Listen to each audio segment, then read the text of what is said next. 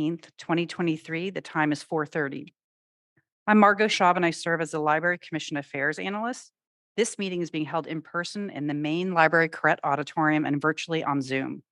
Members of the public can observe the meeting using the Zoom system by following the link in the library's event calendar or by calling 1-669-444-9171 and entering the meeting webinar number 847-4873-1306. Public comment will be taken both in person and remotely by video or call-in for each item on the agenda. We will conduct public comment with attendees in the CRET first, and then move to Zoom for public comment. Each comment is limited to 3 minutes unless otherwise noted. To make public comment when connected by phone, please raise your hand by dialing *9 to be added to the remote queue for the agenda item you intend to comment on. Individuals joining by Zoom should click the raise hand button to be added to the queue. Mike Smith with Media Service Operations will moderate Zoom virtual public comment. Mr. Smith will call upon Zoom attendees by name or by caller number for each attendee who wishes to provide public comment. If we experience any technical issues, we will recess and try to address the issue. Please try logging back into Zoom if there are technical problems. Library commissioners in attendance are President Connie Wolf, Commissioners Mall, Lopez, and Bolander. Thank you very much. Hello, everyone, and welcome to the October 19th, 2023 meeting of the San Francisco Public Library Commission. To those of us here in Correct Auditorium, always delighted to see you here. And we are very pleased to welcome our virtual audience via the Zoom platform today. We have a very exciting and full meeting agenda ahead, and we will start with the Ramaytush Ohlone land acknowledgement. The area now known as San Francisco is the unceded ancestral homeland of the Ramaytush Ohlone peoples of the San Francisco Peninsula. As the original peoples of this land, the Ramaytush Ohlone have never ceded, lost, nor forgotten their responsibilities as the caretakers of this place. We recognize that we benefit from living, working, and learning on their traditional homeland. As uninvited guests, we affirm their sovereign rights as First Peoples and wish to pay our respects to the ancestors, elders, and relatives of the Ramaytush community. If you have not already done so, all the materials for today's meetings are available to download on the Library Commission webpage or here in the back of the room in Correct Auditorium. We have a total of 6 agenda items today, and we will begin with item number 1, general public comment. Operations, how many people have joined us via Zoom and have any raised their hand to offer public comment? Madam President, at this time, there are 9 attendees in the Zoom, and none have raised their hand for comment. Thank you very much. We will start with public comment, general public comment from members of the public present here in Correct, and then we will move to those participating via Zoom. At this time, members of the public may address the Commission on items of interest to the public that are within the subject matter jurisdiction of the Commission. Just to remind you that the public has the opportunity to address the Commission on today's agenda items when that item is called. So general public comment is now open here in Correct Auditorium.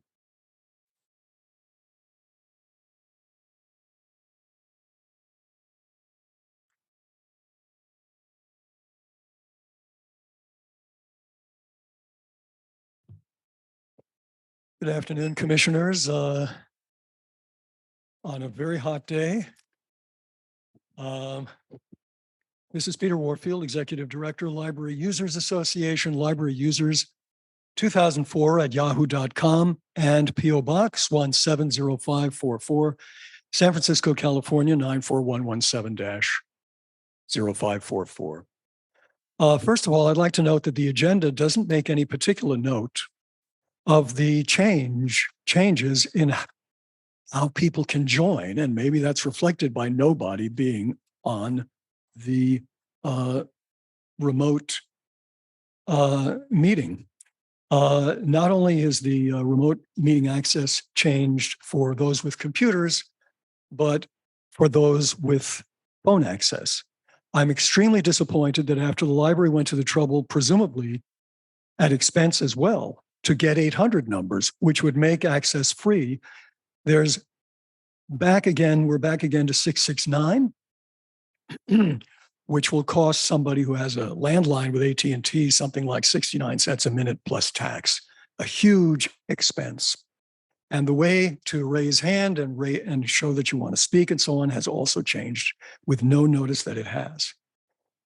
I wanted to say in general that the library is, I believe, is a hugely important source of information of all kinds and of enjoyment, but particularly with regard to what's going on currently. There are newspapers, current magazines, and of course, all kinds of current books. We hope they get to the library quicker, and history ones as well. That's something that the library ought to not only tout, but also make more visible. In many locations, you can't even know that there are newspapers and there's no sign. It's hard to take one for reference and so on and so forth. I had brought a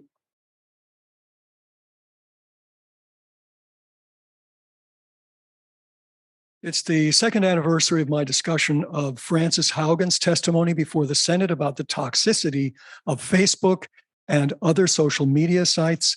Facebook, she said, values profits over safety. And now it's gotten pretty bad as well. The Sunday New York Times, October 15, has a headline, "Online Deceits Make the Truth a War Casualty." And it talks about how much misinformation and disinformation is going around about the war between Israel and Hamas, and goes on to say that it actually is causing a doubting of the more reliable sources. And the unique difference is that the Times can be sued for libel if they make errors, but X and Twitter cannot. Thank you very much. Is there any other further public comment, general public comment on this agenda item? Seeing that there's no further public comment here in Correct Auditorium, we will now move to those participating via Zoom. For members of the public on Zoom who would like to make public comment, please press *9 to line up to speak or press the raise hand button. Operations, if there are any commenters in the queue, could you please begin to put them through? Madam President, there is one caller in the queue. I will put them through now.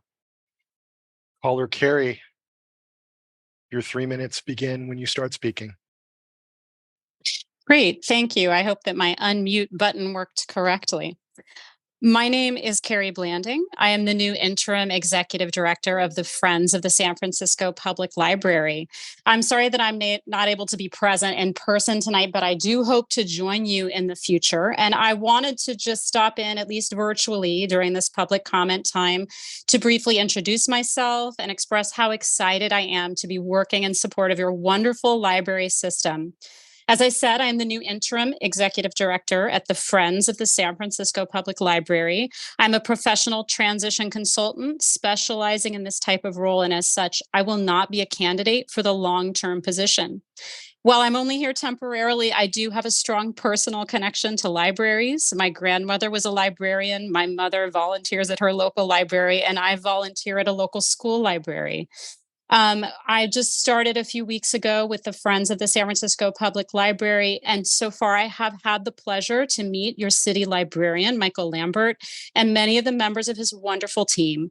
I just wanted to say how thrilled I am to be working with you all, and that I look forward to seeing you all in person at the next meeting and continuing to support the outstanding work that you do.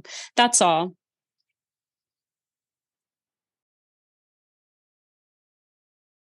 Thank you, caller. Madam President, at this time, there are no additional callers in the queue. Thank you very much. And thank you and welcome to the new interim director of the San Francisco Friends of the Public Library. Delighted to have you participate. Seeing that there's no further general public comment via Zoom or here in Correct Auditorium, general public comment item number 1 is now closed, and we will now turn to item number 2 on the agenda, which is discussion and possible action to approve the September commission meeting minutes. We will open public comment before our commission discussion and possible vote on this item. We will begin with public comment here in Correct and then move to those via the Zoom link. So public comment on this agenda item is now open here in Correct Auditorium.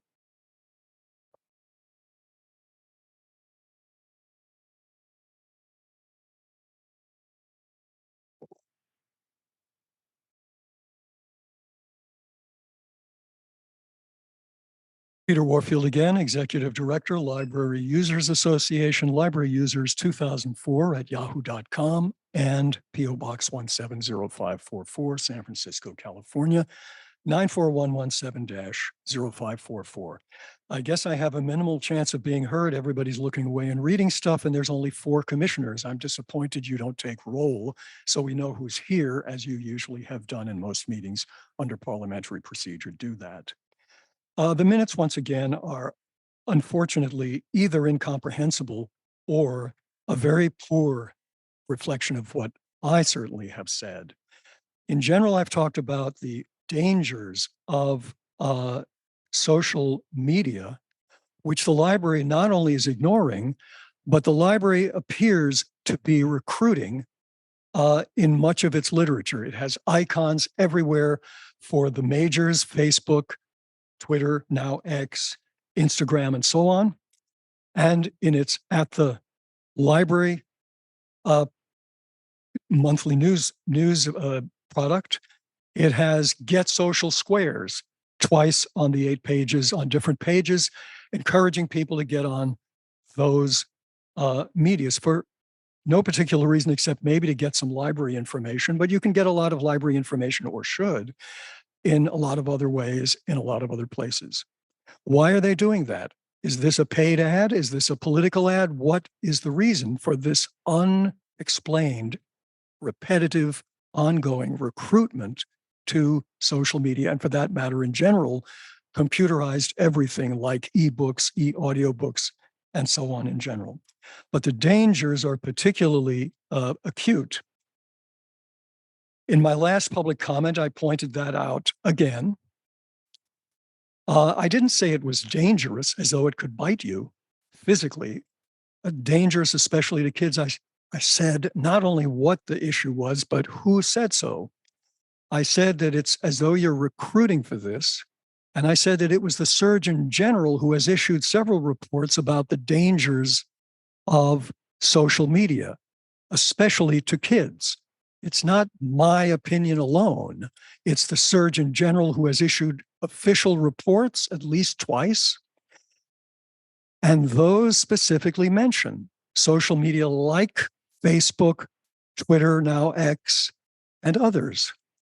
And that's left out from this very abbreviated and unclear comment that makes it sound like I'm making wild accusations of dangers of unspecified sorts. And we now have people even saying that the internet is in read the Sunday New York Times of October 15 front page article. Thank you. Thank you very much. Any further public comment here in Koret Auditorium on agenda item number 2? Seeing there's no further public comment, I turn to operations. Operations, if there's anyone on the Zoom platform wishing to make a public comment, could you please put them through? Thank you. Madam President, at this time, there are no callers with their hands raised in the queue. I will pause briefly to allow anyone who wishes to do so to raise their hand. Madam President, there are no callers in the queue wishing to raise their hand at this time. Thank you very much, operations. Hearing that there's no further public comment is now closed on this item. We now turn to commission discussion and action on the September 2023 meeting minutes. Do we have a motion from a commissioner? We have a motion from Commissioner Mall. Do we have a second? I second. We have a motion from Commissioner Mall and a second from Commissioner Lopez to approve the September 2023 meeting minutes. And I'll take the roll call. Commissioners, please say aye or no when I call your name. President Wolf. Aye. Commissioner Mall. Aye. Commissioner Lopez. Commissioner Bolander. Aye. The motion passes unanimously. We now turn to item number 3, which is going to be really fabulous, I'm sure, which is the strategic planning update. And we're looking forward to a very robust presentation and discussion. I want to turn it over to City Librarian Lambert and the library staff for this presentation. Thank you. Thank you, President Wolf, and good evening, commissioners. Library staff appreciates this opportunity to bring you an update on our strategic planning initiative. You may recall we last presented on this topic at the July meeting as the consultants were wrapping up our community engagement work. The past few weeks, they've been busy in the sense-making phase to analyze and distill the cumulative feedback from internal and external stakeholders. I'm pleased to turn it over to Ali Holmes, Senior Strategist with Gensler, who will be introducing the rest of the team and sharing the resulting themes and potential futures for us to consider. Ali? Can you speak closer to the mic, please? Thank you.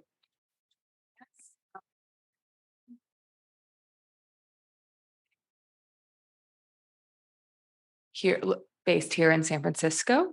I have a few people with me. I have Margaret Sullivan of Margaret Sullivan Studios, working alongside myself to lead the strategy on the project. I also have Susanna Razzo, the founder of Contigo Communications, who is really leading all of the community engagement efforts. And then I have Carol Ann Carroll of CC&G, and they are really the expert. She's the expert on the survey portion of this project. So today we're really focused on the external engagement findings, what we learned. We're also going to talk about what's starting to illuminate for our path forward and have a brief discussion about what we've seen today. Okay, project overview. So today we're really focused on a high-level overview of our external engagement findings. And then that conversation will really be focused on the insights, what surprised you, what you want to know more about, and then the areas of focus, which ones resonate and which ones really align with the impact you all want to make moving forward. A look ahead in December, we'll be sharing a work in progress version of the key components of the strategic plan, including the mission, vision, values, and areas of focus. And just to give you a larger sense of where we are in this work stream, we are 2/3 of the way through. We've completed all of the internal staff engagement, the community engagement, and as Michael said, we are really in the period where we're making sense of it all, trying to figure out what the future should be based on our findings. And we will really be iterating in the next couple of weeks and months till we get to the point where we're sharing you the draft in December and then a final version in March. Okay, now I'm going to hand it over to Carol to talk a little bit more about the components of the external engagement. Thank you, Allie. So previously at another commission meeting, we talked about 2 of the 5 pieces of external engagement. So today we're just going to give you some highlights of the remaining 3. Those 3 components we'll be discussing a little bit more are the 20 focus groups that were covered. These focus groups covered all of San Francisco's districts, as well as making sure we spoke to specific priority groups, including Spanish and Chinese speakers, African Americans, and those with disabilities. And this allowed us to have a dialogue about what the future of the library could and should be. The second component you see up there is a branch user intercept survey, which was conducted earlier this year. We obtained 2,283 completed surveys from that effort, and that included every library location. And then finally, we also analyzed the city survey questions. The city survey is a survey that's done every 2 years. And they asked a few questions, as they do every round, about library use. And what we did was actually analyzed what the non-users said in that. So these are just highlights of the external engagement pieces. So we're going to start with how the library is used currently, and that's what all of this covers. So the first part is that San Franciscans love their library, and they see it as an essential part of living in San Francisco. They really appreciate access to the materials it provides, as well as engaging programming and space for respite and focus. It's also a place where they feel respected and valued as members of the community.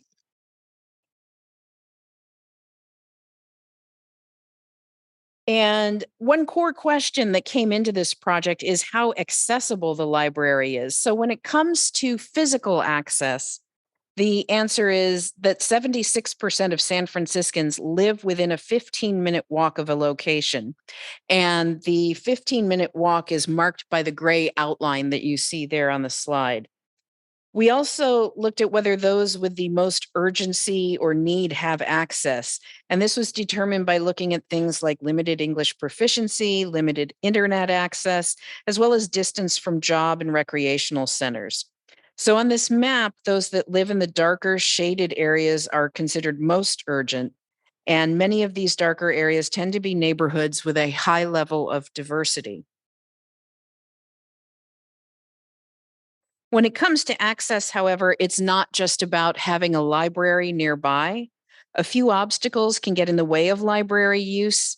When it comes to accessing the services themselves, people also spoke about website and digital services being challenging to navigate, or a service or a program at the library not being available in their language.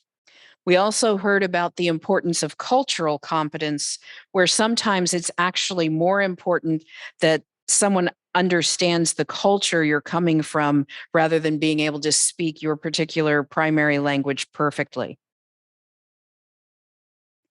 And as I mentioned, we also learned about people who don't use the library through the analysis of the city survey. The city survey basis for the data included a short series of questions related to the library use, including a question on why residents don't use the library if they said they didn't. And those non-users fell primarily into three areas. The first group were those who were interested in library services, but kind of concerned about cleanliness, safety, or time issues. This was considered those who could be brought into the area by addressing those challenges. The second group lacked awareness of everything the library offers. It thinks of these as those who think it's only books, and we may be able to bring them into the library by better communicating what the library has to offer. The third group has a sense of what the library provides, but doesn't feel they have a need for those services. And this would be the most challenging group of non-users to convert and would require significantly evolving the role of the library in people's lives. I'm going to pass off now the presentation to Margaret to talk about what residents want from their library in the future. So I get to talk about the future and how the role can evolve to serve our community members most impactfully. So the number one thing we heard is that the library should be a place for building and strengthening relationships and community gathering. The toll the pandemic has taken on our meaningful social connections spans all ethnicities, races, ages, and stages of life. The community has confidence that SFPL can help the city heal by bringing folks together in joyful and meaningful ways. And if you look at the community's responses, including 36% are requesting a dedicated cafe space, this reinforces that people want places to gather, to play in the game room, and enjoy shared social, learning, and cultural experiences. So what might this look like? One, it might look like reimagining and renovating spaces to foster gathering and social experiences. Two, it provides opportunities for increased community engagement. And three, it creates opportunities for dedicated programming to create meaningful civic dialogue to foster a healthy democracy. So next, the library should help people connect to and navigate the wide range of resources available within the library itself, but also from city agencies and from the plethora of community-based organizations in San Francisco.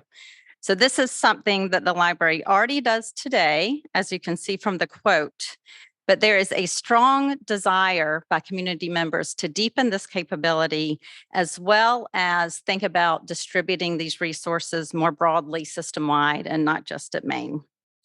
So all community members see the library as a welcome center, especially new immigrants, and as a gateway and a connector to possibilities. So with such a vast amount of resources in the city and in the library, folks need help navigating and connecting to the ones that are meaningful to them.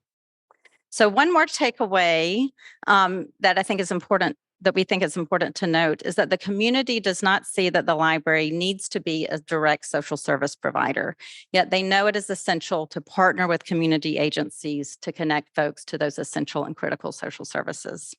So one thing that I enjoyed in listening to the community engagement was that San Francisco, you all know this, San Francisco is a city of altruists. So even folks who didn't need specific library services want them for their community members, for their neighbors, and for their friends, and they want folks to know how to get access to them.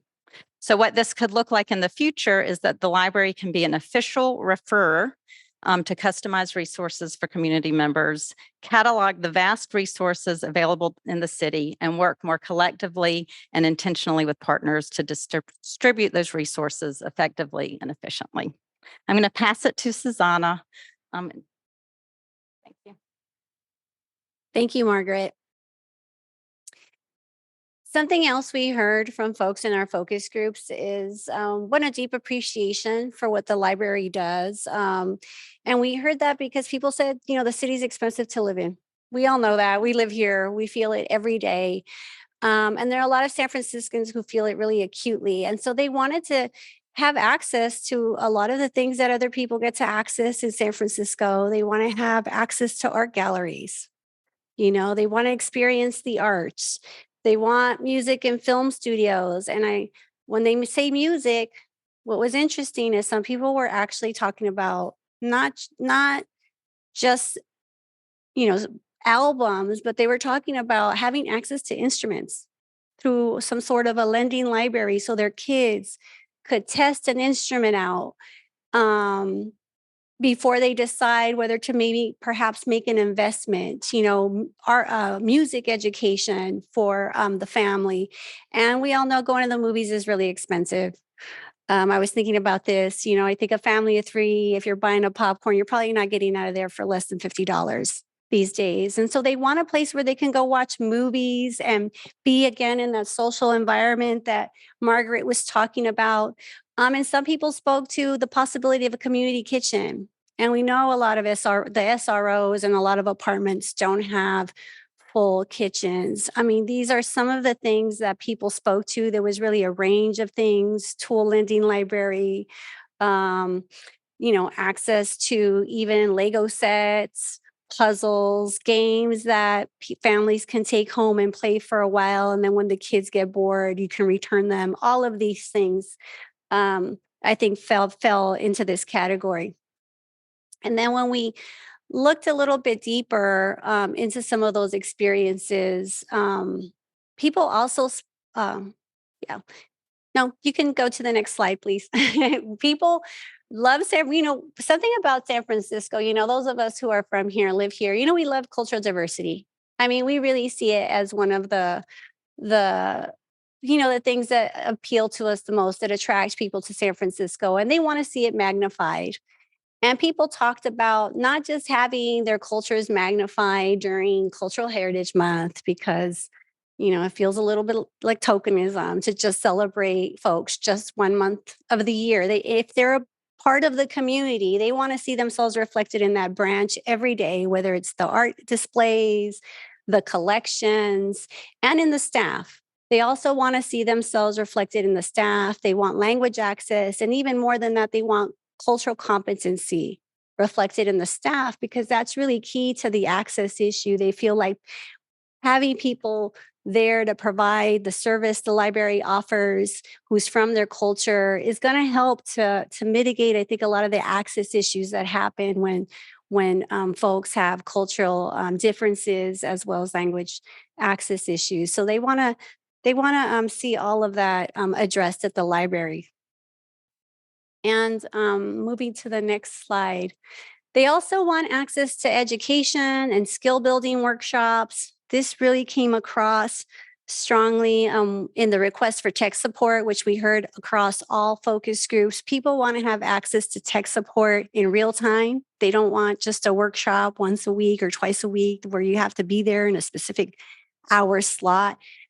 People need access to tech. We heard things like, the free lunch program, their applications online. They have to be able to submit an application online. So people want the tech support, whether it's on library devices or if they're walking in even with their own device. And they love the printing. Not everybody has access to printers or can't afford to stock the printer ink as frequently as they'd like. So they love the printing. We heard so much appreciation for those services. And we also heard phone charging stations are really important nowadays when a lot of people are accessing this technology on their phones. They need a charging port, and more websites are now requiring a two-step authentication where you have to plug in a code that shows up on your phone. All of these things speak to the need to really continue to work to bridge that digital divide for so many people. And for the disability community, I just wanted to note that the access and support for tech is also something that was spoken to in the disability community for the reasons I just mentioned and for others as well. And the other things they wanted, the whole family, they want homework support. Folks want homework support for their kids, especially grandparents, immigrants who are going to have additional barriers to supporting their children with their homework. And parenting support as well. We heard a strong ask for parenting support, as well as workforce development for all ages. We heard this from seniors who are having to think about how to find some sort of part-time work or work to supplement their income. And then, of course, they wanted those opportunities for youth. And so really thinking about workforce development at every stage of a person's life. Yeah. And I'm going to hand it over to Allie. Yes. One thing I just want to add that falls within this territory is also literacy support is a key component of this role that is all about skill building and education. Okay, so we just heard a lot of great insights, I will admit at a high level, but a lot of things that the library can do moving forward. So I assume you have a bunch of questions. How do all these learnings get incorporated into the plan? What's the structure we're going to use to really communicate what our path forward is? So let's get into that. I want to break down the anatomy of a strategic plan. There are many components, including mission, vision, values, our areas of focus, foundational imperatives, and the insights and context work that supports all of that. Today, we're really focused on the areas of focus in the foundational imperatives.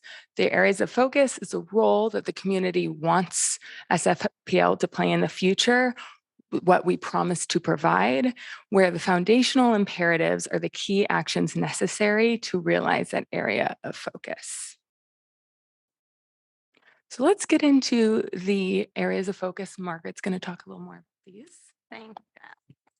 So we are thrilled to share the development of these areas of focus that define the role of the library in the future in alignment with current strengths, the visioning work, but even more critically, informed and strengthened by the community's inputs.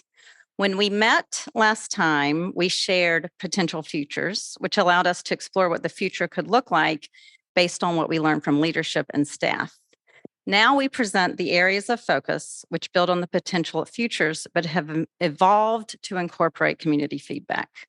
The work also incorporates your guidance as commissioners. Evolutions include 1, the living laboratory has been integrated into the operational future vision. The radical equalizer role, which had represented resiliency, will underpin the work and be a critical component in the mission and vision development. Areas of focus. That when we met the last time, About the pension. Yeah, I'm relaying what has changed since the last time we met. Yeah, yeah. And then the third is that San Francisco Public Library's critical outcome goals to foster democracy and civic engagement will be incorporated in the vision and the objectives of each area of focus. So those three are responsive to the last time we met, and that you are not seeing those in this development. Yes, thank you for the question.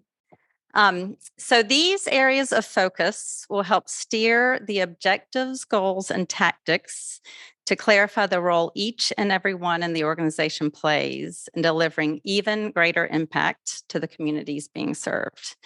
So the areas of focus are the 5 ways the library will serve the community in the future. So the first is resource provider, which is providing free access to resources, materials, and space. We often call this the library is library, but it reinforces the request of community members to keep doing the core functions that y'all do so well. They love them. They don't want to see them go. You all know you're a beloved institution. So the second is cultural amplifier. So building bridges between the cultures by celebrating the expressions and achievements and traditions that make each one of us distinct.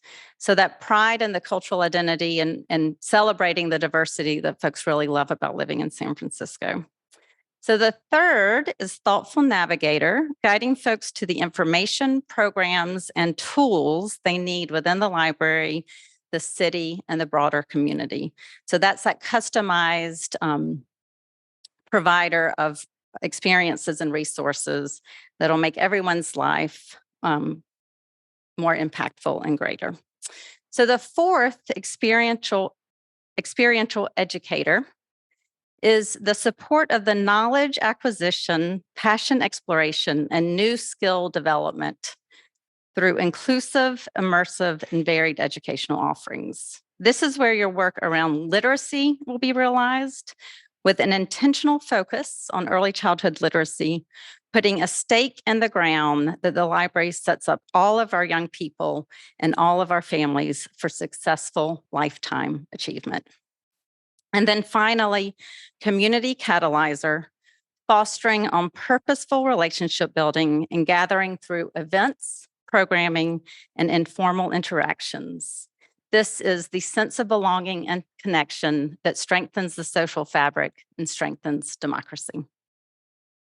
So I have been asked to provide an example of how other libraries might have implemented some of these potential futures with similar areas of focus. I do not want to suggest that San Francisco Public Library is like any other library, but I think, I wanted to go back to an example of when a library launched their strategic work initially, and really were also transforming their strategies to be bold, aspirational, and community-centered.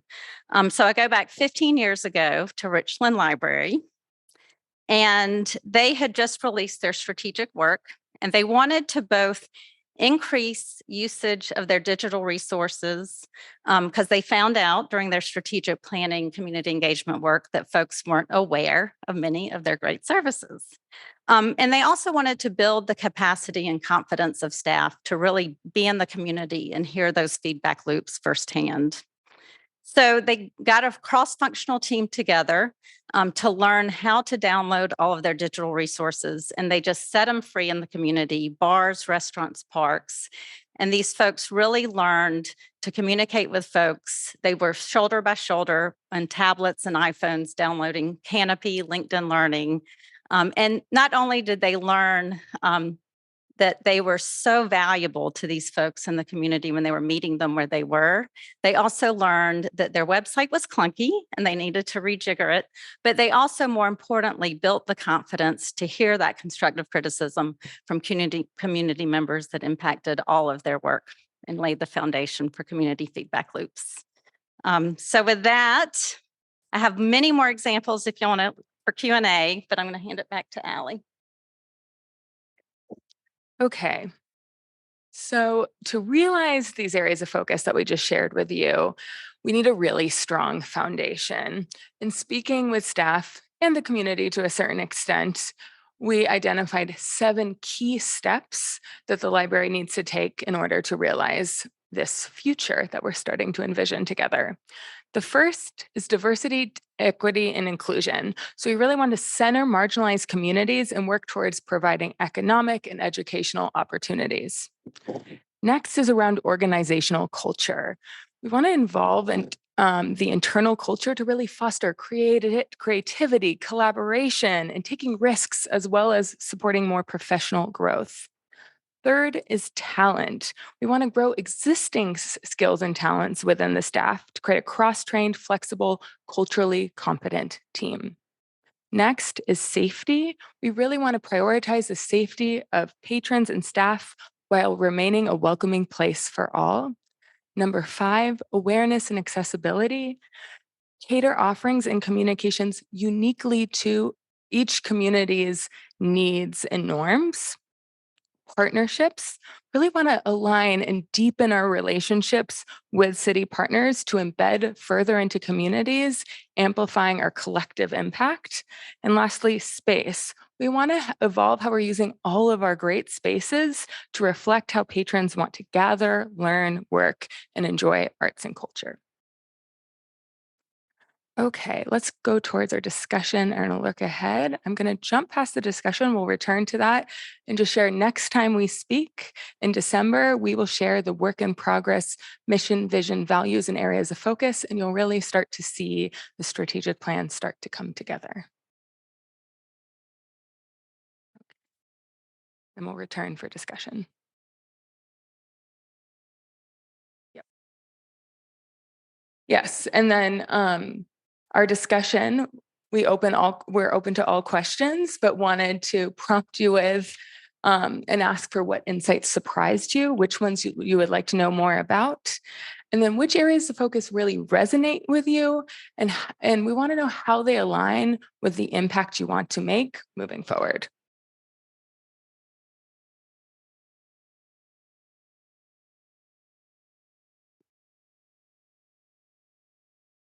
Thank you very much for that very robust and much more detailed presentation. Really appreciated the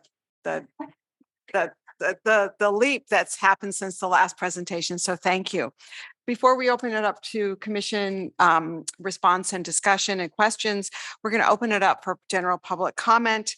We will begin with general public comment here in Correct Auditorium, and then we'll move to those participating via the web, via the Zoom platform.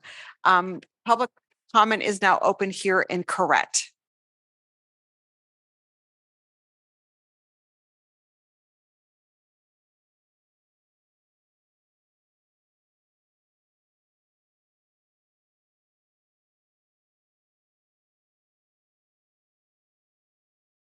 Peter Warfield, Executive Director, Library Users Association, Library Users 2004 at yahoo.com, and P.O. Box 170544, San Francisco, California, 94117-0544. The work that's being done here, I think, is very important and very significant, and it certainly should be something that's taken very seriously, as you seem to be doing, but it also seems to me to require doing a job that includes people much more. If I look at page 14, who you have listened to in this group, pretty much these are all controlled circumstances that you have set the criteria. For example, with the questionnaire, you have decided who is going to be in community focus groups. By what means, we have no idea. How were people recruited? How were people solicited? How did people accept? How were people accepted or rejected? I certainly haven't been recruited or asked to take part. I do recall taking part in a focus group for the post-occupancy evaluation of this building. And Regina Minudri, in fact, invited me, as I recall, and I participated. Some of the things I said were in the report. There's no such thing here. You want a public process, you talk about democracy. Where is the open call for people to say what they want in a library? Not ones that you've selected by means that we don't see. The Night of Ideas, as an example, that was almost exclusively accessible to people who had easy access to computers, who had an email address, who could get a ticket, who could come to that building at that time.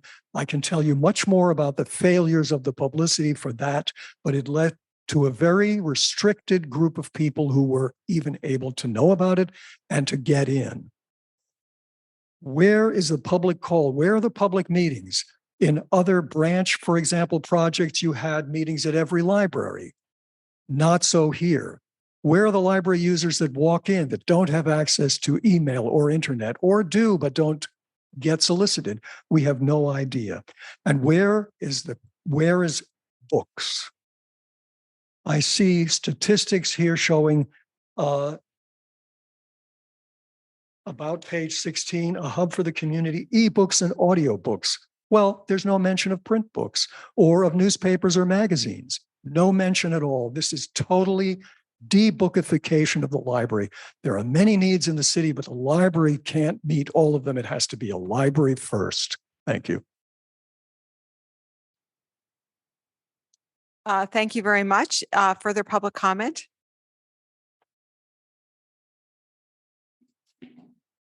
Hello, I'm Michael Vincent and Mercanti from Friends of the San Francisco Public Library, and I'm happy to represent Friends here today and show our support for this strategic planning process and the labor it takes to get all this information. Processes like this are never easy and take a ton of time and often a lot more staff time than you'd think. So we want to say thank you and congratulations. Thank you for all involved. This information is crucial. It's coming at a perfect time as well.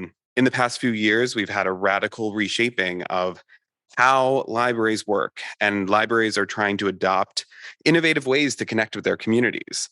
We at the SFPL are a tone-setting library. I'm sure urban library systems across the country are looking towards us for guidance on how to address a lot of these systemic needs. So we're excited about this plan and for more updates to come. And how it will be implemented in the next few years. We're ready to help in any way, and we trust that the SFPL will continue to set a powerful example while also maintaining the high level of service our community relies on, and while offering the best library programs in the country. Thank you so much, and yes, thanks. Thank you very much.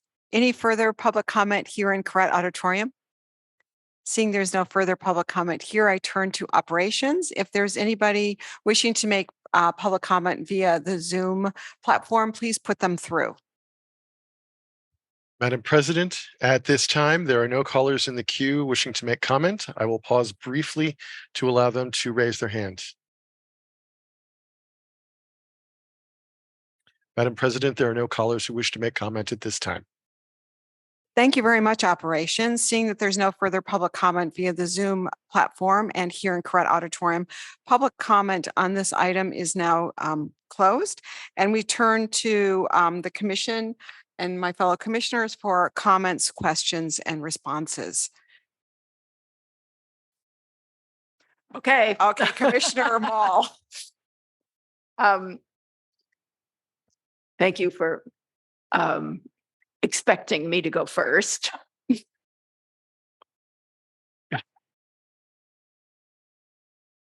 No, and hopefully you have way more experience at this than I do, and you will be the, yes. Okay, so you will, what do they call it in baseball when you pick it all up, or what's the expression? Yeah. Okay, so I have a few questions.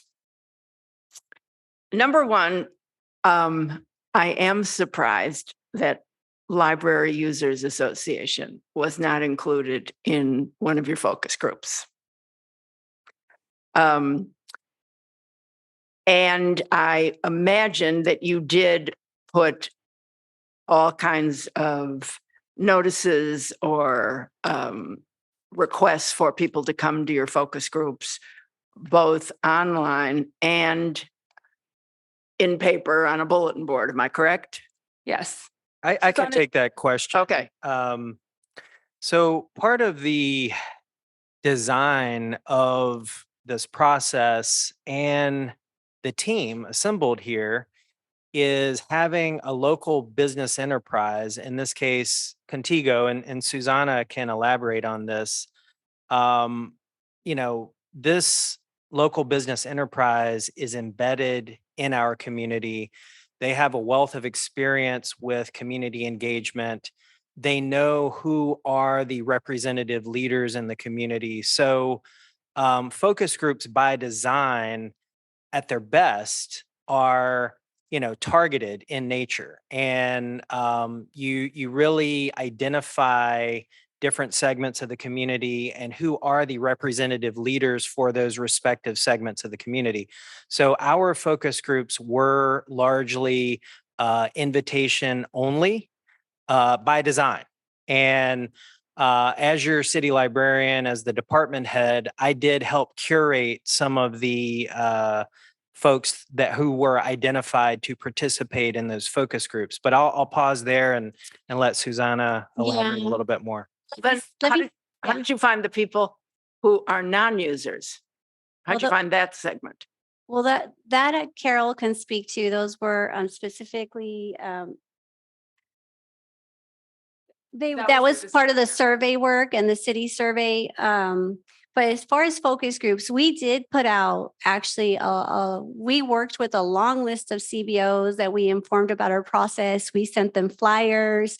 Anyone could actually contact us who were interested in participating in focus groups.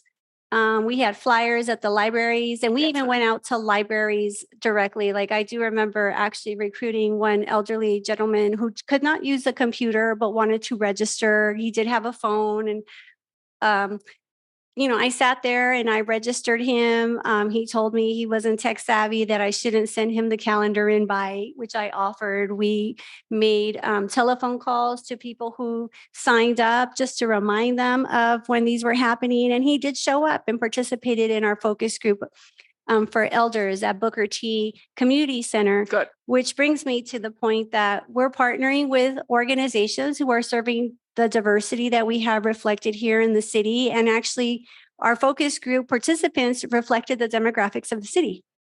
And so, because we did ask people what their race, ethnicity, age, we wanted to be able to say that we spoke to people who reflected San Francisco's diversity, because that's actually what we try and do at Contigo Communications, is really bring the voice of the community into these projects so that they are directly informing the future of the services that could potentially be offered through the library. And so it was, it was open. Our Chinese focus group we had a lot of strong recruitment support from Chinatown CDC.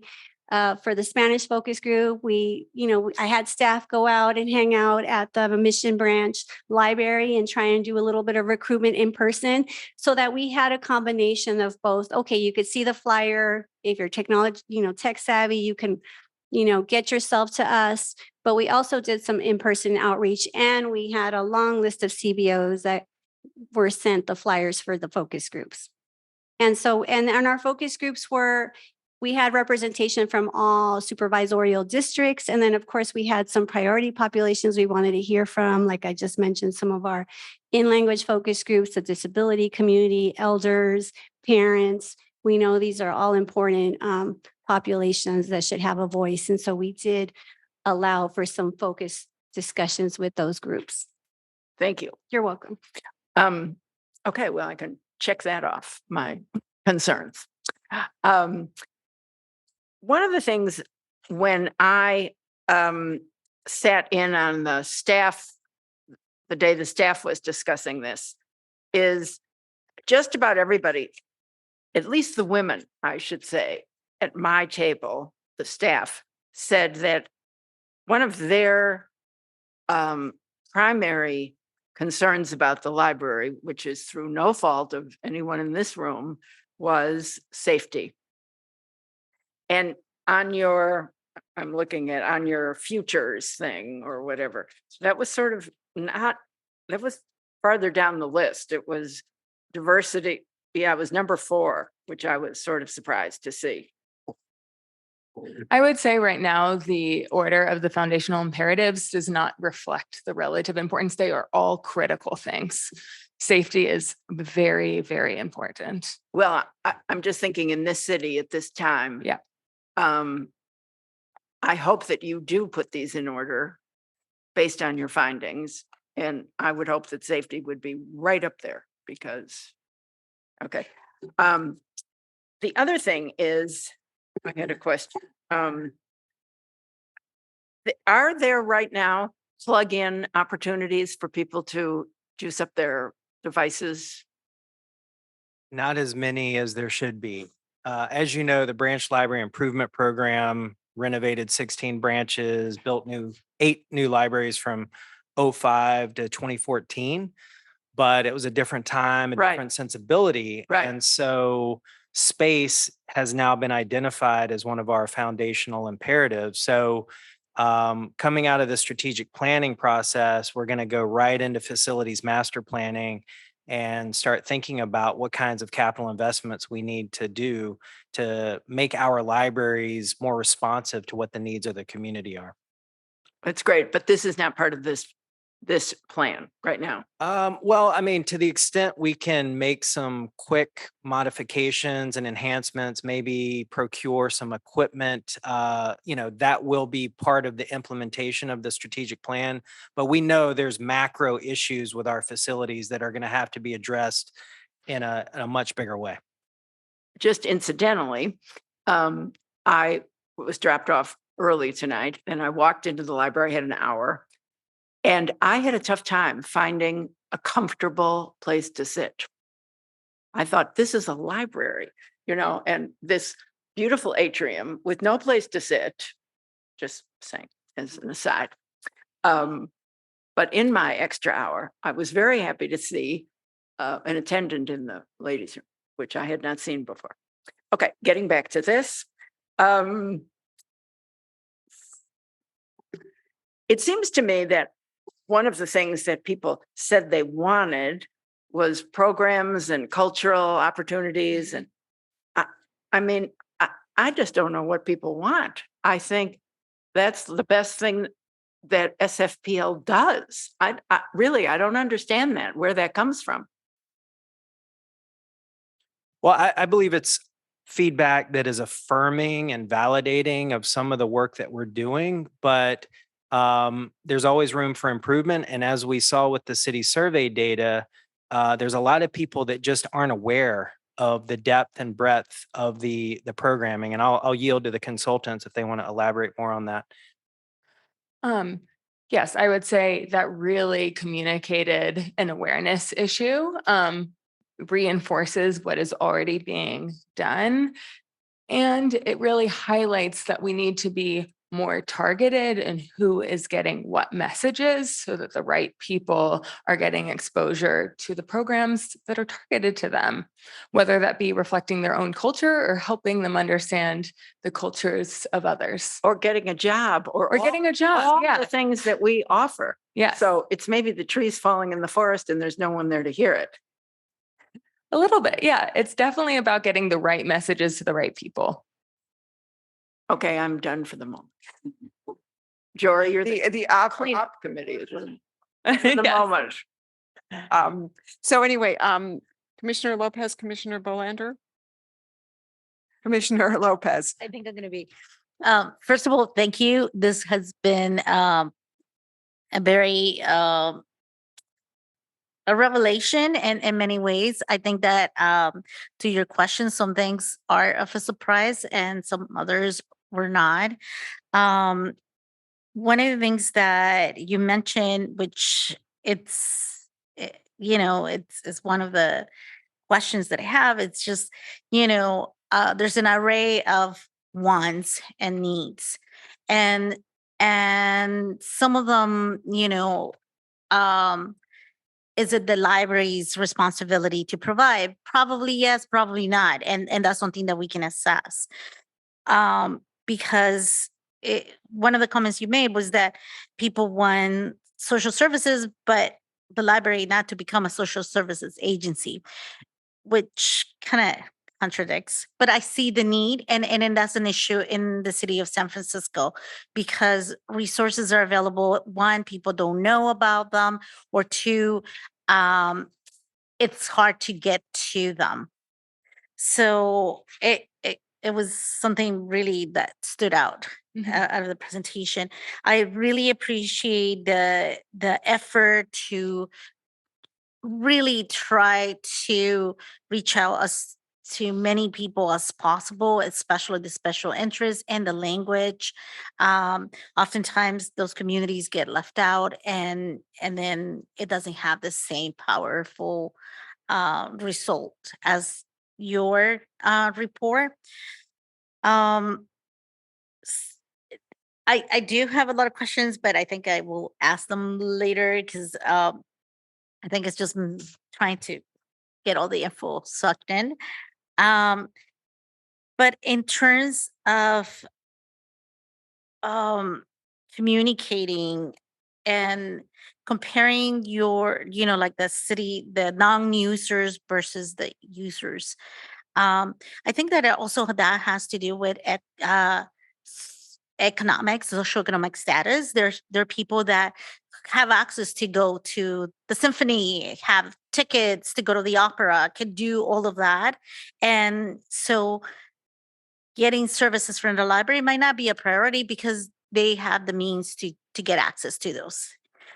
But I do see how the need for us, which we already do with the museums and all this other thing. So I think it goes back to uh, how can we improve our dissemination of information, and how do we as a library um, make sure that you know citywide we're targeting not just the community based organizations but the schools, the churches, that every aspect, every single aspect. And of course, let's be realistic, you can only do so much, um because the services are there. If people don't feel like they need them, they're not going to use them until they do. So I really appreciate your report. I will be probably reaching out to some of you in terms of questions, but I feel that from the first time that you presented to where we are now, there's more shape, there's more form, and now it's becoming more of what actions do we need to start working and taking, and whose responsibility is it? So thank you so much. Thank you. Thank you so much, Commissioner Lopez. Commissioner Bolander. No, I'm going to let you go first. Okay, President Wolf. Thank you so much for the presentation and the thoughtfulness of the analysis and how you have collected a bunch of great information. There's no doubt that your process and our process tries to include as many people as humanly possible. So I never debate or even question our ability to figure out those folks that are not or marginalized or whatever. There's one thing that we really are conscious of is that. So um, definitely have enough data to make decisions for sure.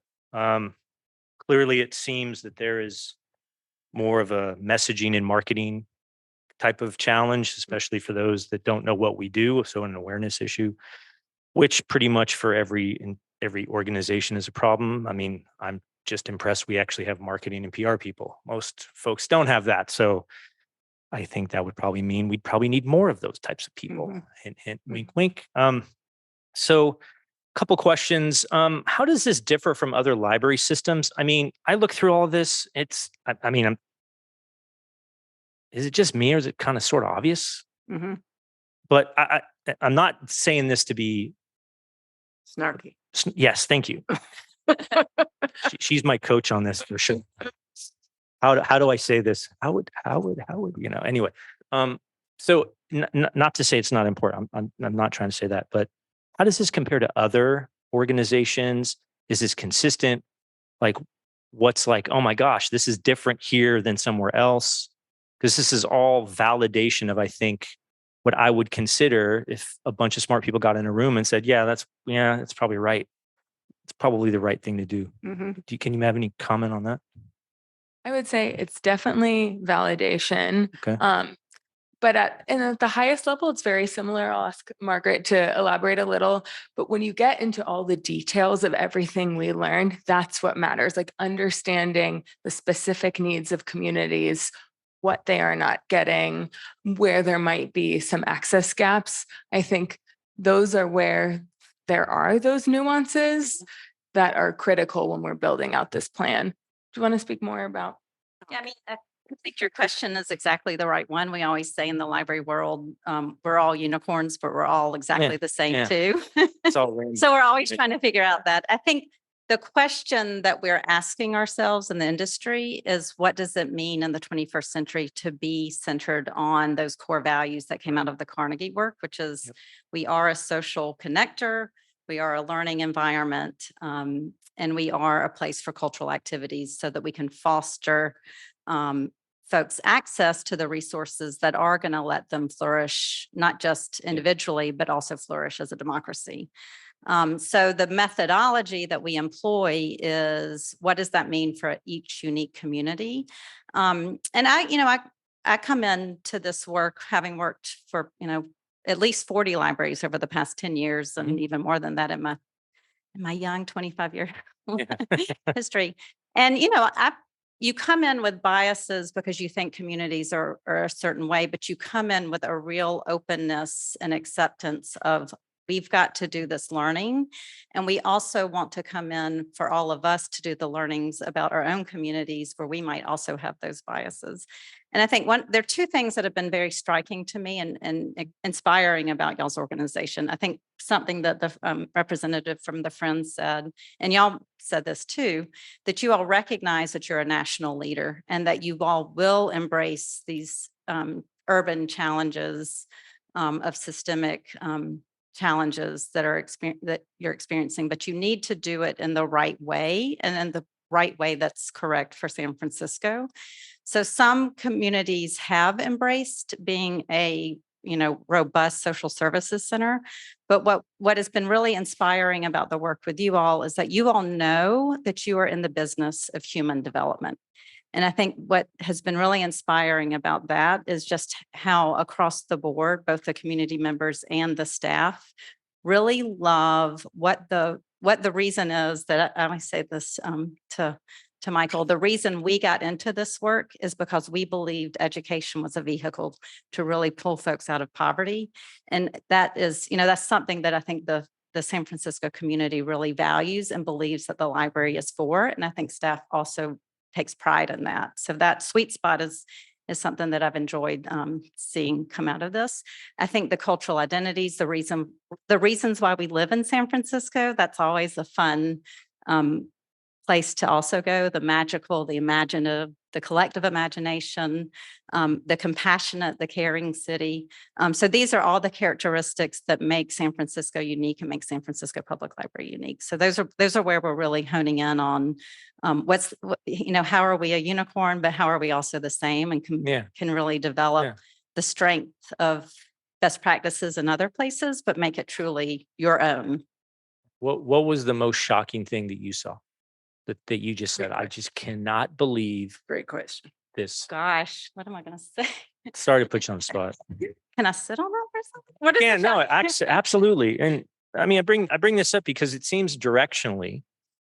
So if I was just to think, okay, like the rest of the world are competitors in like New York City Public Library, those guys, whatever, Seattle, whatever, like the big urban centers that have what we have, right? Directionally, we're all going in the right area. I mean, and there's nuance. Again, I'm just saying this from a thought experiment point of view, because what I'm trying to figure out is what are the key takeaways and actionable insights that are going to get us to the promised land. Because I always like to say, okay, look, in 50 years, if X went away forever, for good, now what? Because then that's the thought experiment, how to walk your way back. Like, as an example, if there was no more inequality ever, now what? right? Like, and that to me is strategy, right? Again, I have a different view of it, but I'm just trying to think directionally. It seems like we're in the right spot.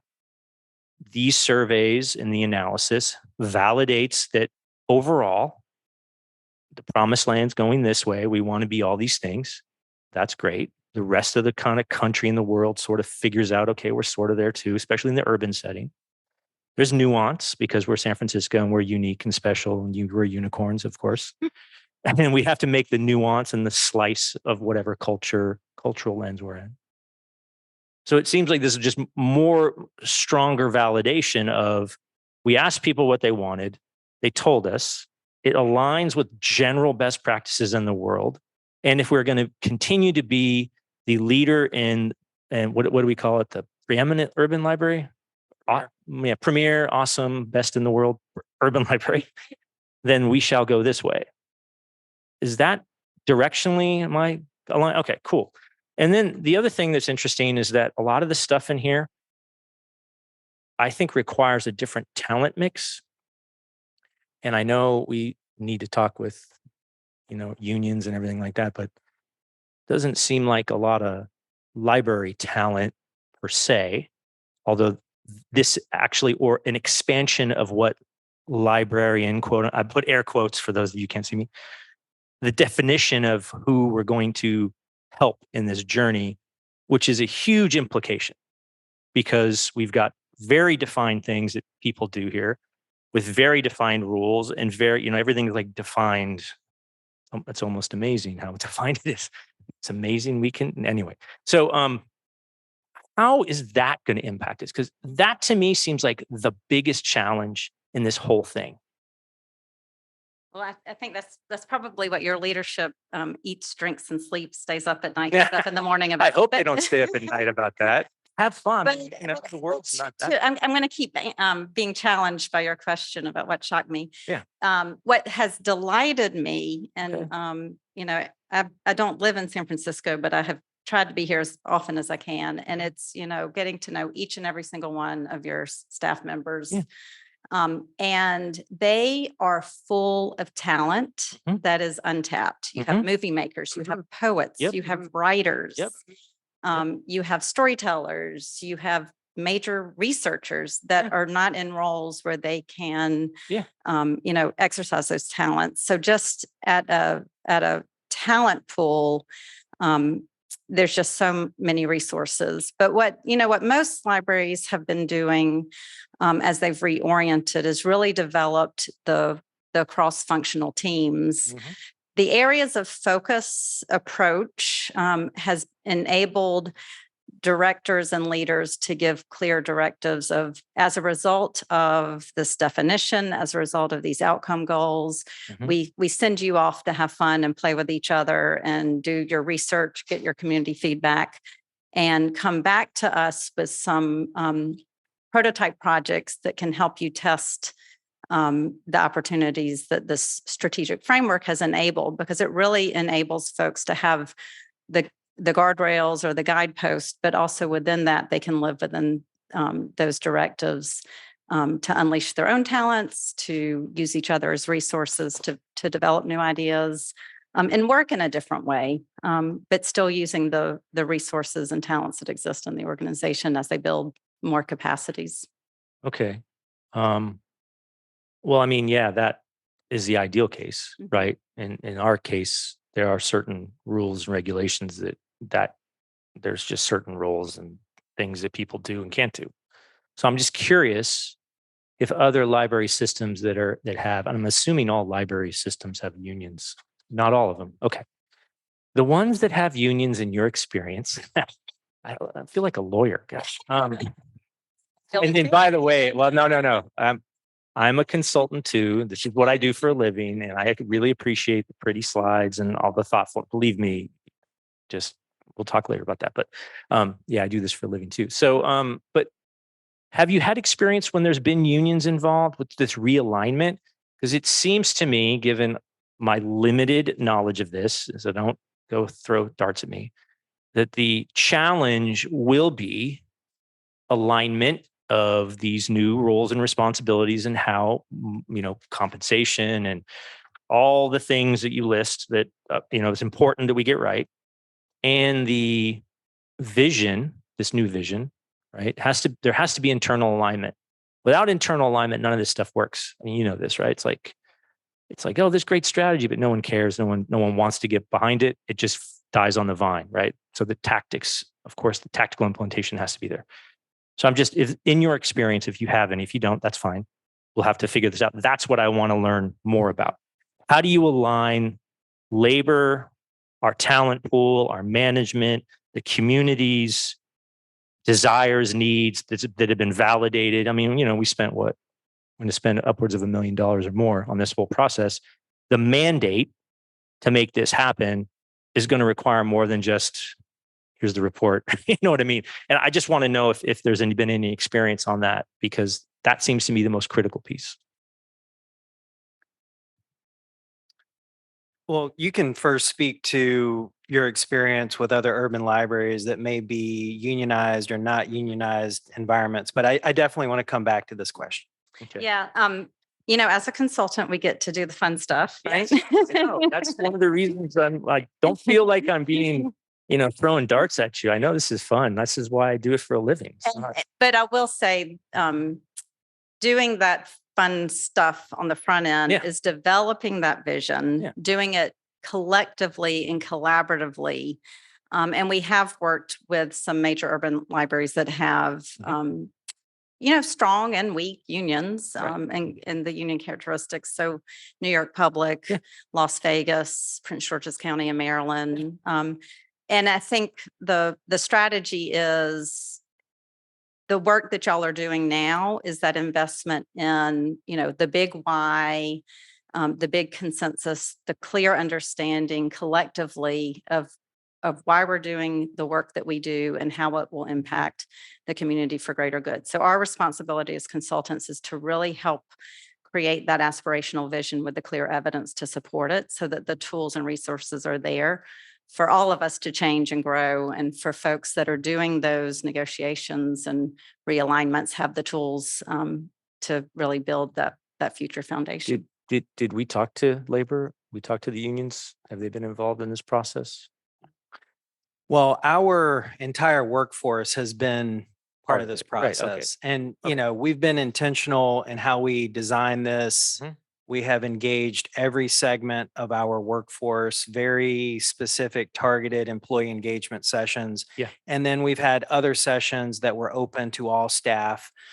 In addition, we have a group of staff ambassadors. There's 32 staff who have been engaged on a deeper level, multi-session engagements, and we're continuing to engage with that audience. The vast majority of that group of staff ambassadors come from our largest bargaining unit, which is SEIU 1021. But I want to come back to the first question you asked. What sets us apart? What is different about San Francisco Public Library, our process, this moment? While all urban libraries across the country are grappling with the same questions about the future, what sets us apart is the level of support that we enjoy from the city and county of San Francisco. We are an outlier in the level of support that we enjoy from our residents, and that 25-year renewal of the Library Preservation Fund. So with that comes great responsibility and the opportunity to have a greater impact at a time when our city needs us the most. Agreed. Agreed. But now I'll come back to your point about employee engagement and organizational development. We are in what I would say is the perfect moment for this process, because our relationship and our partnership with SEIU 1021 has never been better. We have a very strong collaborative relationship. The management team, we meet with them once a month, for 2 hours. No other department in city government has the department head and their executive leadership team investing in that relationship smart. the way that we do. And so those conversations, those updates about the strategic plan are ongoing. I just met with them last week, invited them to attend. I see one of their officers in the audience. Hi, Ruben. Oh, great. And I'm sure there's more No, that's on great. virtually, Yeah. but really the aspiration here is to co-create, to engage our workforce, to unlock the underutilized talent that we have in our workforce as the industry evolves from a transactional model of service to a more experiential outcome-based service model. Yeah. No, I mean, that's the rest of the world moves that way too. So, okay. That's good. That's good. The biggest barrier is going to be internal alignment to this plan. It's just hands down. I've seen this so many times. So, I mean, you guys know this, right? It's the bane of my existence is trying to get people to actually understand the strategy and align them to it. So I'm glad that we are working hand in hand with our partners in the union and the staff and the rest of the world. And again, I appreciate the thoughtfulness, the thoroughness. I think you did everything you could. I mean, with infinite money, you can do infinitely more, but we don't have infinite money, so we do what we can. So thank you so much, and I apologize if it was a little more adversarial, but I respect the effort. Thank you. Thank you very much, Commissioner Bolander. So I'm going to take a different turn. I'm not as enthusiastic about where we are right now. I'm a little disappointed, actually. What San Francisco Public Library is known for over its history is being bold, being aspirational, forward thinking, being a leader in the community and a leader nationally. And I'm not seeing that in the documents. I have to say the areas of focus, it took me like 5 times reading it to actually understand what you're trying to say. You have all talked about the importance of literacy. The word literacy appears once in your document, doesn't appear anywhere here. So I just want to step back a bit and think about everything you've learned, the validations. How do we raise the bar here? I was thinking about my own professional work, which is mostly in the arts. And if I were to interview all the people I select art for and ask them what they wanted, it would be there was actually an artist who did that, surveyed people. What's your favorite work and what do you want? Well, it's a green field with cows in it and a waterfall Pink flowers. It's like, that's what people want. So sometimes you have to give people what they want, but you also have to help them see a whole new world in front of them, challenge their perceptions. And I'm not seeing this here. And I have 2 really important things that I feel are so important right now for the city of San Francisco. One is we're so committed through this library, under Michael's leadership, to diversity, equity, and inclusion. And to me, the one way in which we'll help solve that problem in our city is early literacy. And I don't see this anywhere in here. And if we do not invest in early literacy, then we're not doing our citizens any good, and we're not investing in their future, because every study and research project proves that. And I don't see that as like, we've got to get on the bandwagon and really make that happen. The second thing is, I think in our society right now, I think democracy is at stake. And I think libraries are the source of democracy and the future of democracy in our country. And if we don't take a stake in that, I think we're missing the boat. So those are 2 of my kind of areas that I think are not present here. I do think that this could apply to a lot of different libraries, but how do we really become leaders? So yes, I love the idea that we could become this center for all these social agencies in our community. And instead of like filling the gap, stake our claim and be the leader in it, be the best agency in this incredible city to be the place of resource and opportunity, and claim it and own it. We do it already, but maybe we need to tell more people about it. So I really want to be more aspirational, bold, risk-taking. We have money, we have responsibility, of course, but we have the opportunity to take a lead, and we're not doing it through these documents.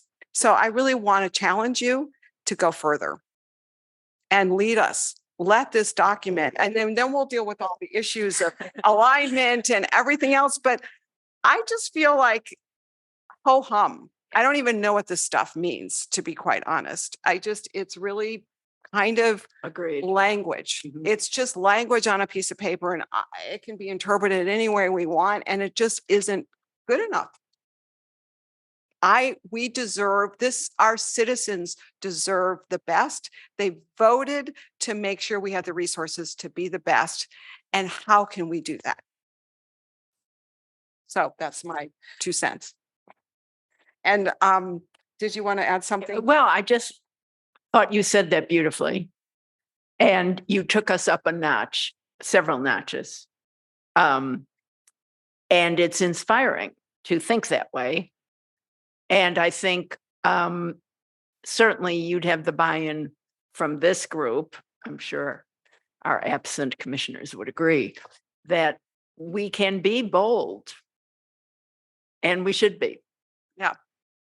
So I just want to, I know we need to move on, but I want to thank, I really want to thank you, Allie and Margaret, Susanna and Carol, just for the incredible work. I love that you've engaged the community.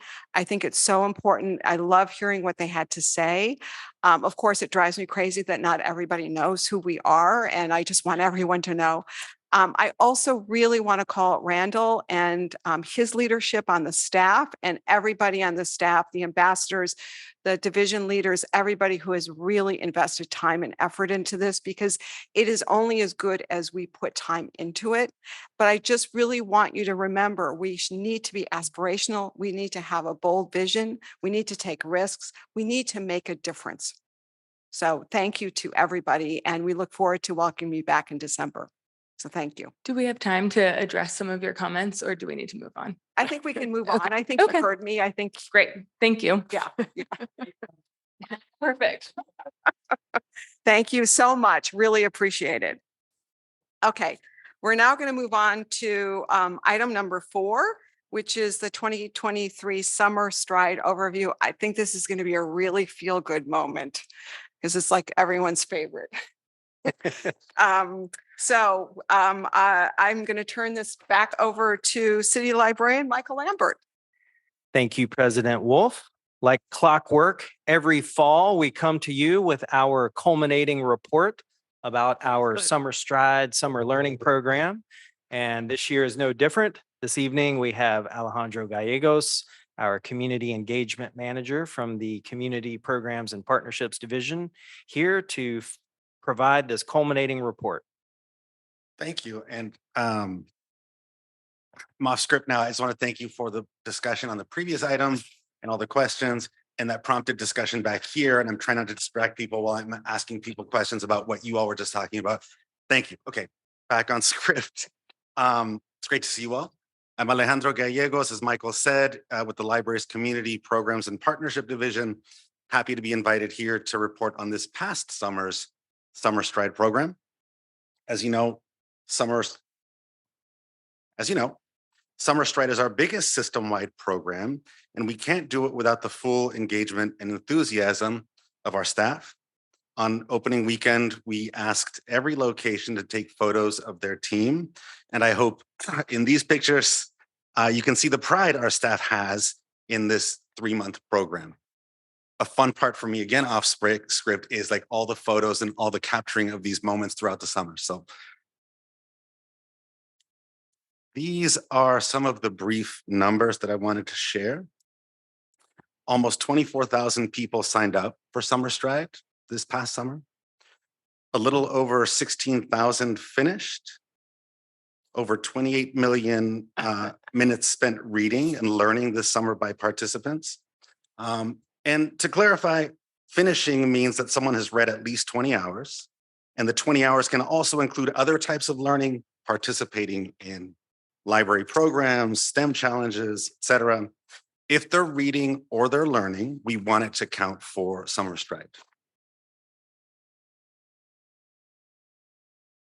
And here, I thought we would offer those numbers with a little bit more context.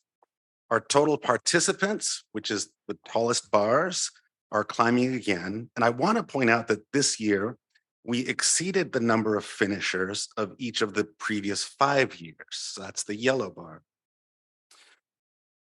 Our staff have worked hard to figure out how to best engage patrons during the summer, not just to sign them up, but how we can get them to come back to finish this program. For example, our bookmobiles traditionally have had a more difficult time getting signups and finishers.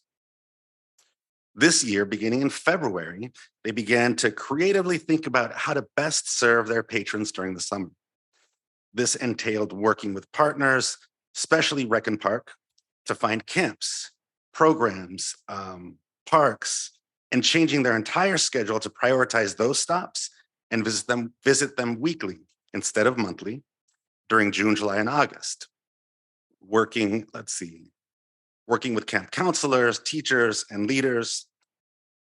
I oversee mobile outreach services. I'm very proud of what they've done. Our bookmobiles had 880 finishers this year. That was the 5th most of any of our locations. So applause to them. But that's just one example that pops out. This was echoed throughout the library system with staff working out how they could best reach our communities.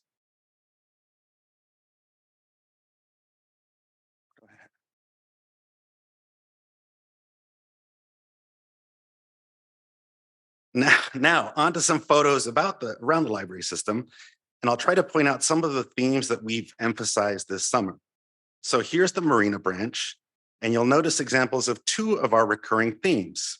Number 1, being outdoors, and number 2, STEM.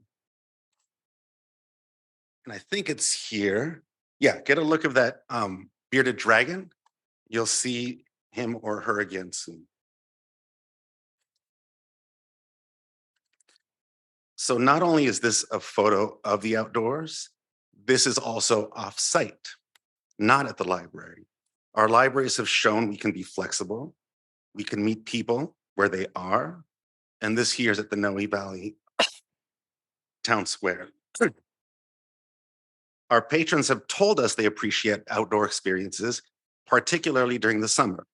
And I want to point out the photo with a youth volunteer. Our branches were able to train and guide over 300 youth summer volunteers, teens who gave up their time,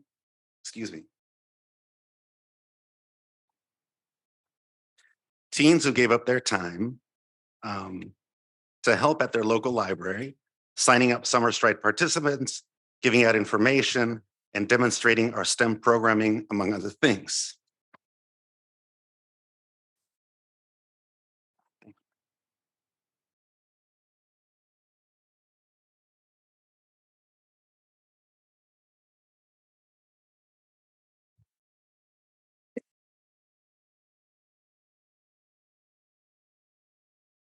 Oh, I also want to highlight our YELL program, which stands for Youth Engaged in Library Leadership. In partnership with SF YouthWorks, YELL interns are incoming 11th graders, 12th graders, or recently graduated. They work a regular schedule, learn about library work, meet with each other, and plan programs together.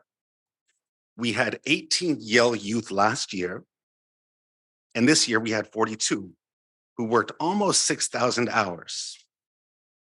These are wonderful opportunities for youth to help us to learn about what we do and to get paid. Ileana Pulu guides and coordinates this endeavor along with participating librarians who make it happen.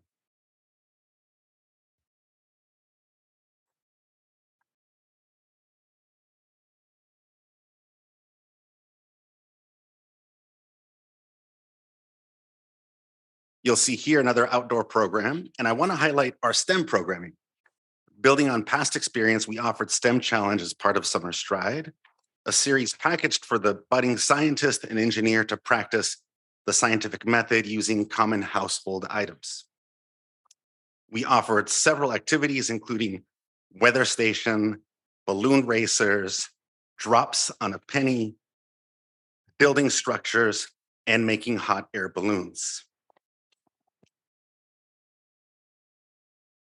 Staff offered these activities via programming, take and make kits, community outreach, and with group visits to the library. I think this picture is just more STEM and an excuse to show you that dragon and a snake. Let's not forget that Summer Stride and Summer Learning is for everyone. Here are some examples of adult maker and arts and crafts programs. We also had many author and food programs geared for adults.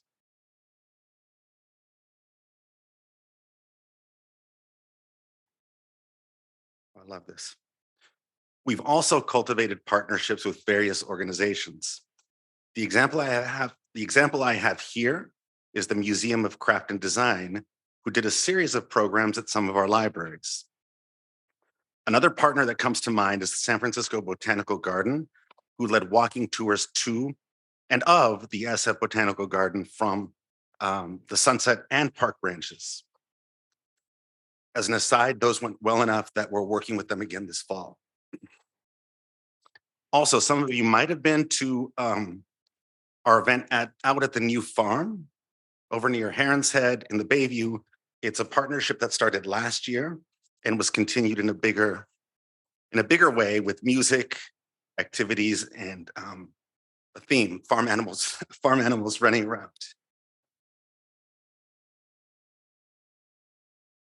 Another partner is Chronicle Books. And here we have Chronicle author, illustrator K-Fi Steele.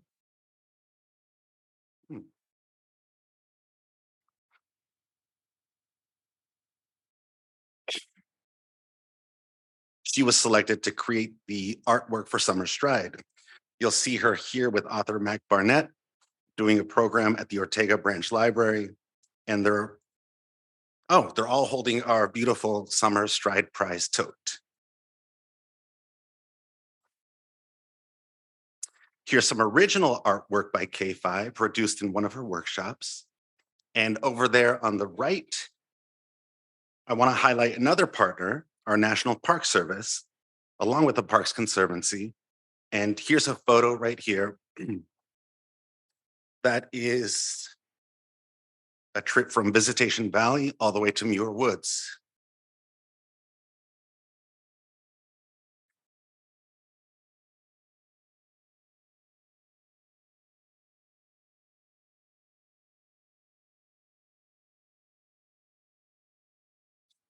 Every year we do a survey of Summer Stride participants. One consistent thing we hear is, we love our national parks. We're so thrilled to partner with our national parks to take our residents to these parks, provide transportation, and have a ranger give a guided tour.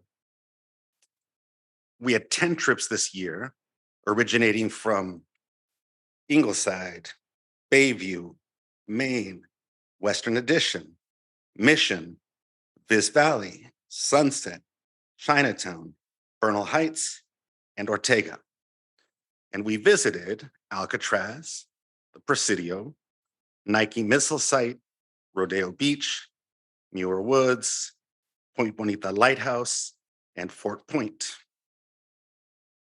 We're proud that these field trips offer new experiences and go a little ways in bringing the parks closer to our users.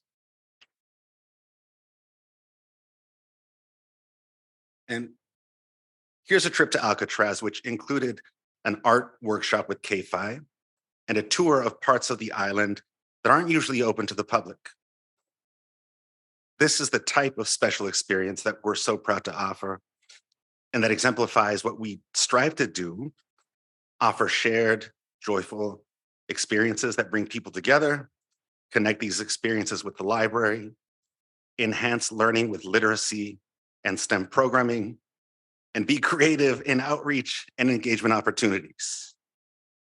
And in closing, our summer campaign was very colorful.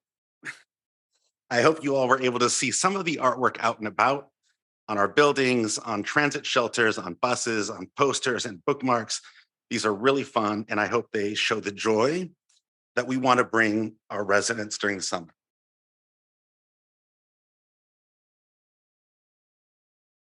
And a thank you to our partners, some of whom aren't listed here, and our Summer Learning Committee, Michelle Jeffers, Hillary Ake, Winnie Jung, Christy Estrovitz, Genevieve Feldman, Pauline Harris, Betty Ho, Jim Jeske, Alberto Luna, Anissa Milady, Francis Matthew, Claire Wynn, Kate Patterson, Ileana Pulu, Shauna Sherman, Lisa Weddle, Jamie Wong, Jennifer Wu, and mistakenly not listed, Eve Benya.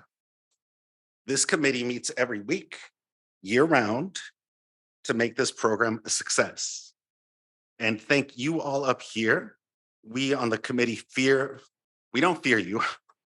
We feel your full support. Some of us fear you. We do feel your full support of this program. Thank you.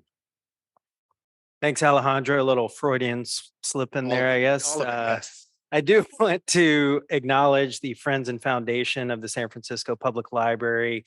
You know, without their support, this signature program of the library would not be possible. And, you know, so many other partners like the OMI Cultural Participation Project. I see their director here, Maurice Rivers. You know, we really appreciate all the community support for this program. Thank you. Thank you very much. Thank you, Alejandro.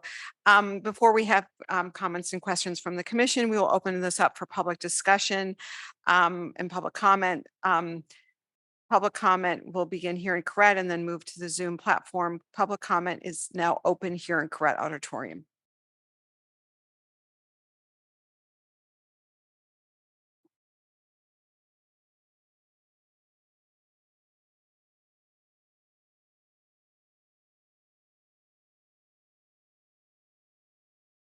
Peter Warfield, Executive Director, Library Users Association, Library Users 2004 at yahoo.com, and PO Box 170544, San Francisco, California 94117-0544.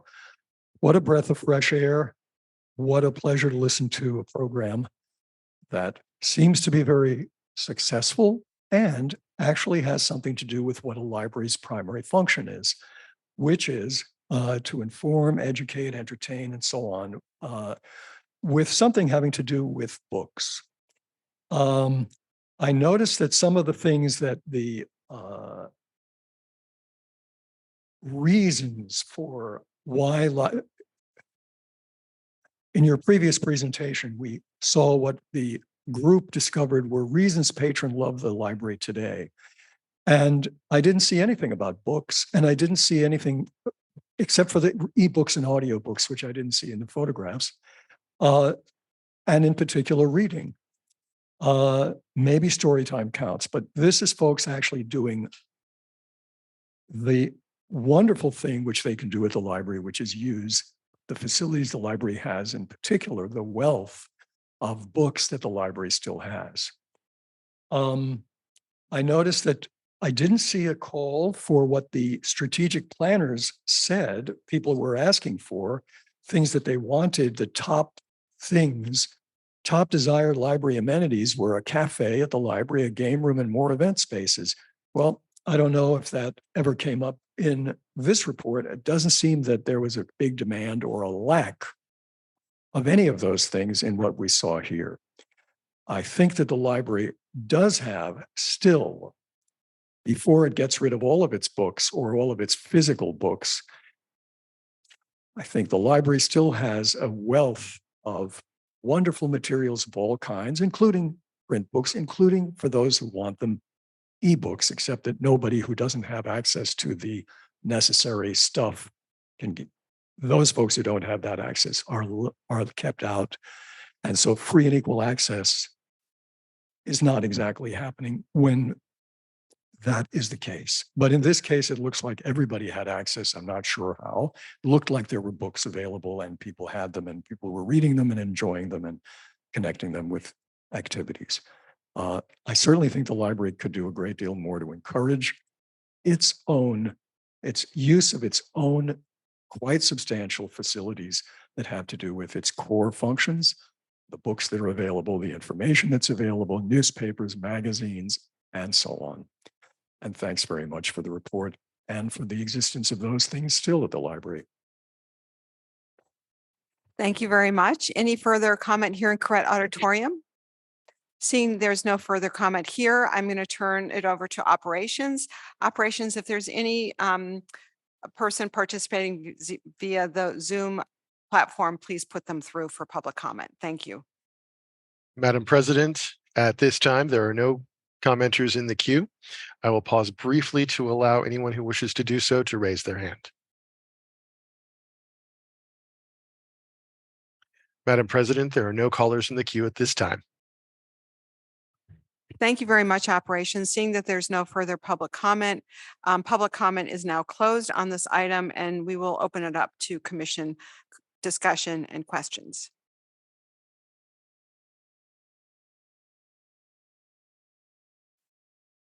Well, Alejandro, I think you did a great job. I think we just love this program. So I don't think there's a lot to comment on or question. It was a great presentation.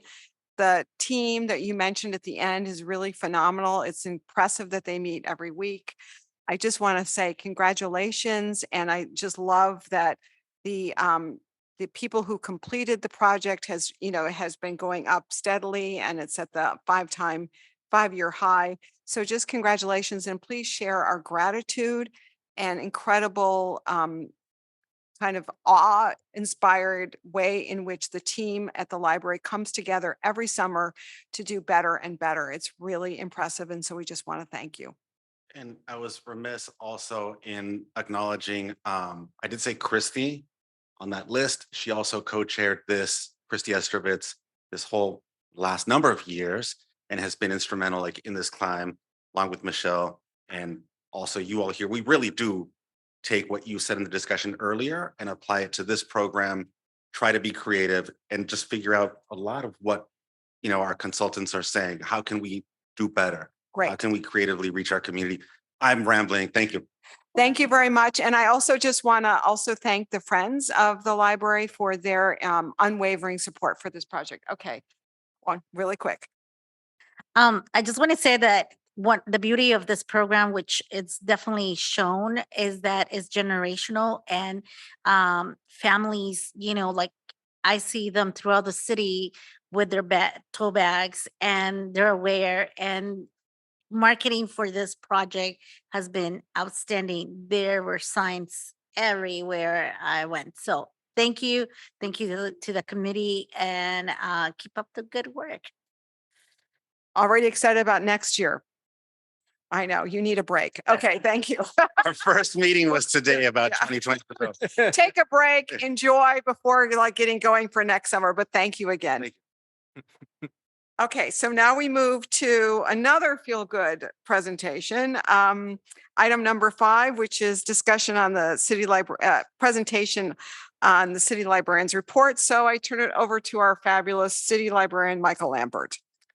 Thank you, President Wolf. We have a number of presenters this evening, and up first, we have our Chief of Branches, Rebecca Alcala-Veraflor, with an exciting report on an expansion of hours of operation in our neighborhood branches.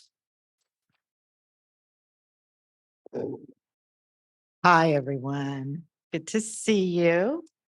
I just want to get myself settled, get my glasses on so I can read. As Michael said, my name is Rebecca Alcala-Veraflor, Chief of Branches of the San Francisco Public Library, fearless leader of our 27 neighborhood branch libraries. I'm here today to talk to you about our branch service hours. So in 2020, something happened and we all closed. You may or may not remember this. And so there was a lot that happened during that closure, as we all know. We had many people retire. We had many people resign. We had a hiring freeze. You heard all about the hiring freeze and the coming back to hiring last month. So I'm here to provide you with an update on what that recruitment piece has done to make us get back to where we were before. So I'm going to go over some of our library milestones as we came back from this, just as a reminder. We started with SFPL to go, beginning front door service at the Excelsior and the main library in August of 2020.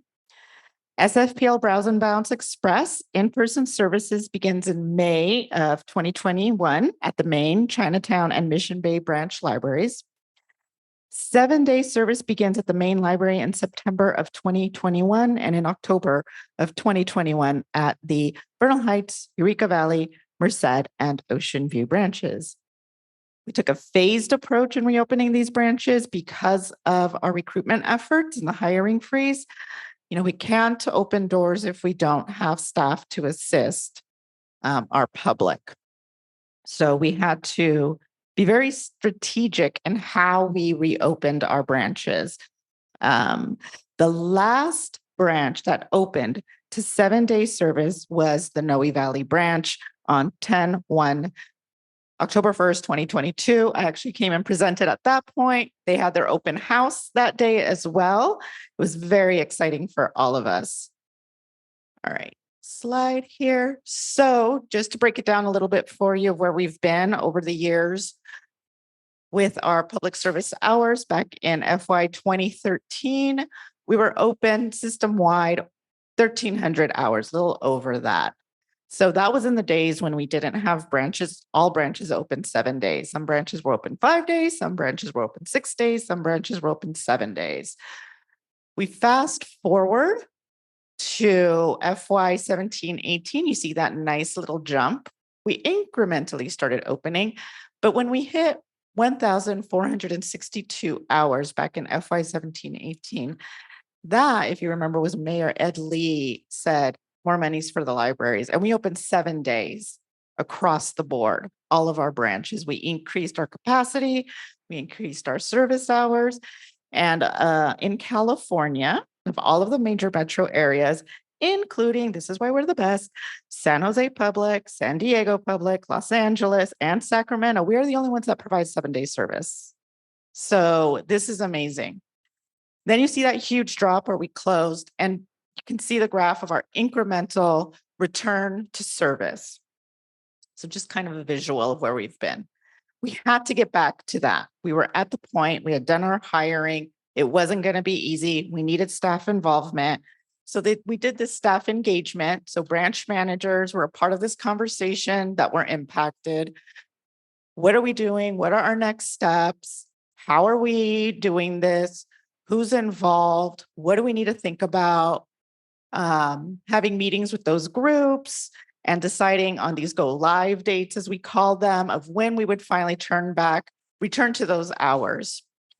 So, there's a list too under the approved hours. We had to engage with a number of internal departments to help us with this.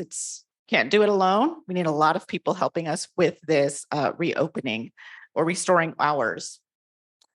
So here's just the full lineup of what our open hours are. In green are the branches, and in bold are the branches that had 1, 2, or 3 hours that were missing from their public service hours. And here you can see more broken down of specifics of where they opened. We have a number of branches that are now open at 10 a.m. on Mondays. So we have a lot of patrons who will come and wait you've probably seen them at the front door at 1 o'clock on a Monday waiting to come in, or going to other branches that are nearby to come in. With these new service hours, we're able to provide more robust services, possibilities for class visits, programs for elders on these Monday mornings, which is really exciting to us. So all of these are the restored hours. We were just missing those 23. See, next we've got some fun facts for you for SFPL trends, just some numbers about where our visits have gone. They've increased quite a bit. You've seen a lot of numbers from Randy and his team in RSA. Top locations for Q1 in terms of visitor counts: Ortega, Richmond, Chinatown, Bernal Heights, and Sunset. Circulation, here we are again. You'll see the breakdown in, between physical and E, which again, Randy has provided you that data before, but just so you can see what it looks like here. Quarter one, in case you're interested, again, top presenters or top circulating branches in quarter one: Ortega, Richmond, Merced, West Portal, Portola, and Sunset Branch. Another one that is big on public computer use, we've got Richmond, Chinatown, Ortega, North Beach, and Excelsior. So just some fun facts for those. And, we're really excited about the additional restored hours of those. Ortega has been open all of their hours, but Chinatown, Richmond, Sunset, Excelsior, West Portal, they're restoring additional 3 hours that were missing before. So we can anticipate that we'll get more use. Patrons will be able to use their public computers. They'll be checking out, they'll be visiting, all the things. So, all right. Thank you all. Thank you, Rebecca. And just to clarify the point that Rebecca made earlier, we are the only major metropolitan area city in the state of California that has all of our library locations open 7 days a week. These other library systems have locations with 7-day service, but they don't have all of their libraries open 7 days a week. So there is a big commitment to accessibility. And with this restoration of hours, we are now 4.4% above our charter mandate of 1,400 weekly service hours. So we are delivering on what the voters asked of us. And people, they really appreciate having robust hours of operation and that access. All right, next up, we have Ileana Pulu, our Youth Development Coordinator, and she has a report out on our annual celebration of Latinx heritage, history, and culture, Viva.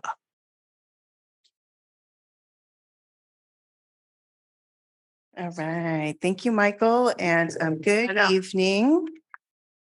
So on our initial slide here, you may have already seen this image and this wonderful artist, but this is Juana Alicia Raiza, and this is her mural, Nopal de la Misión, which is a watercolor design for a glass mural that will be the highlight of the renovated Mission Branch Library that we're all very much looking forward to. You can find out more about Juana Alicia on our website, and she's very prolific. I've seen her in Mission Local. I've seen her in El Tecolote. So wonderful, wonderful. She also has a Q&A about what libraries mean to her. So don't miss that. So here on slide 1, our ones on the same page selection for September and October is Solito by acclaimed author Javier Zamora, which offers a powerful journey through his unforgettable migration from El Salvador to the United States, a narrative of courage, resilience, and the search for identity. He will be in conversation with our own racial equity analyst, Hernan Acevedo, and this is happening next week. So even though Latinx Heritage Month, Hispanic Heritage Month started in September, we as San Francisco Public Library are embedding it and extending it throughout the year. So you'll be able to have opportunities to attend programs and at least appreciate some of the photos from programs that have already passed. Don't miss the Jewett Gallery that we're hosting Mission Grafica, the San Francisco Graphic Arts Workshop, who's been a hub of diversity and cultural expression since 1982, showcasing a wide range of artists like Enrique Chagoya, Carmen Lomas Garza, and many more. We hosted KidQuake last week, and there was a bunch of kindergartners through second graders, and in between their time of coming in to listen to an author, they actually were able to also see this over at the Jewett. So it was nice to be able to share that as well.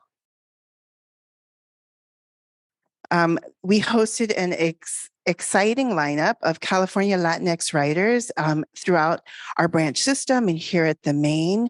Here are some of the folks that were featured.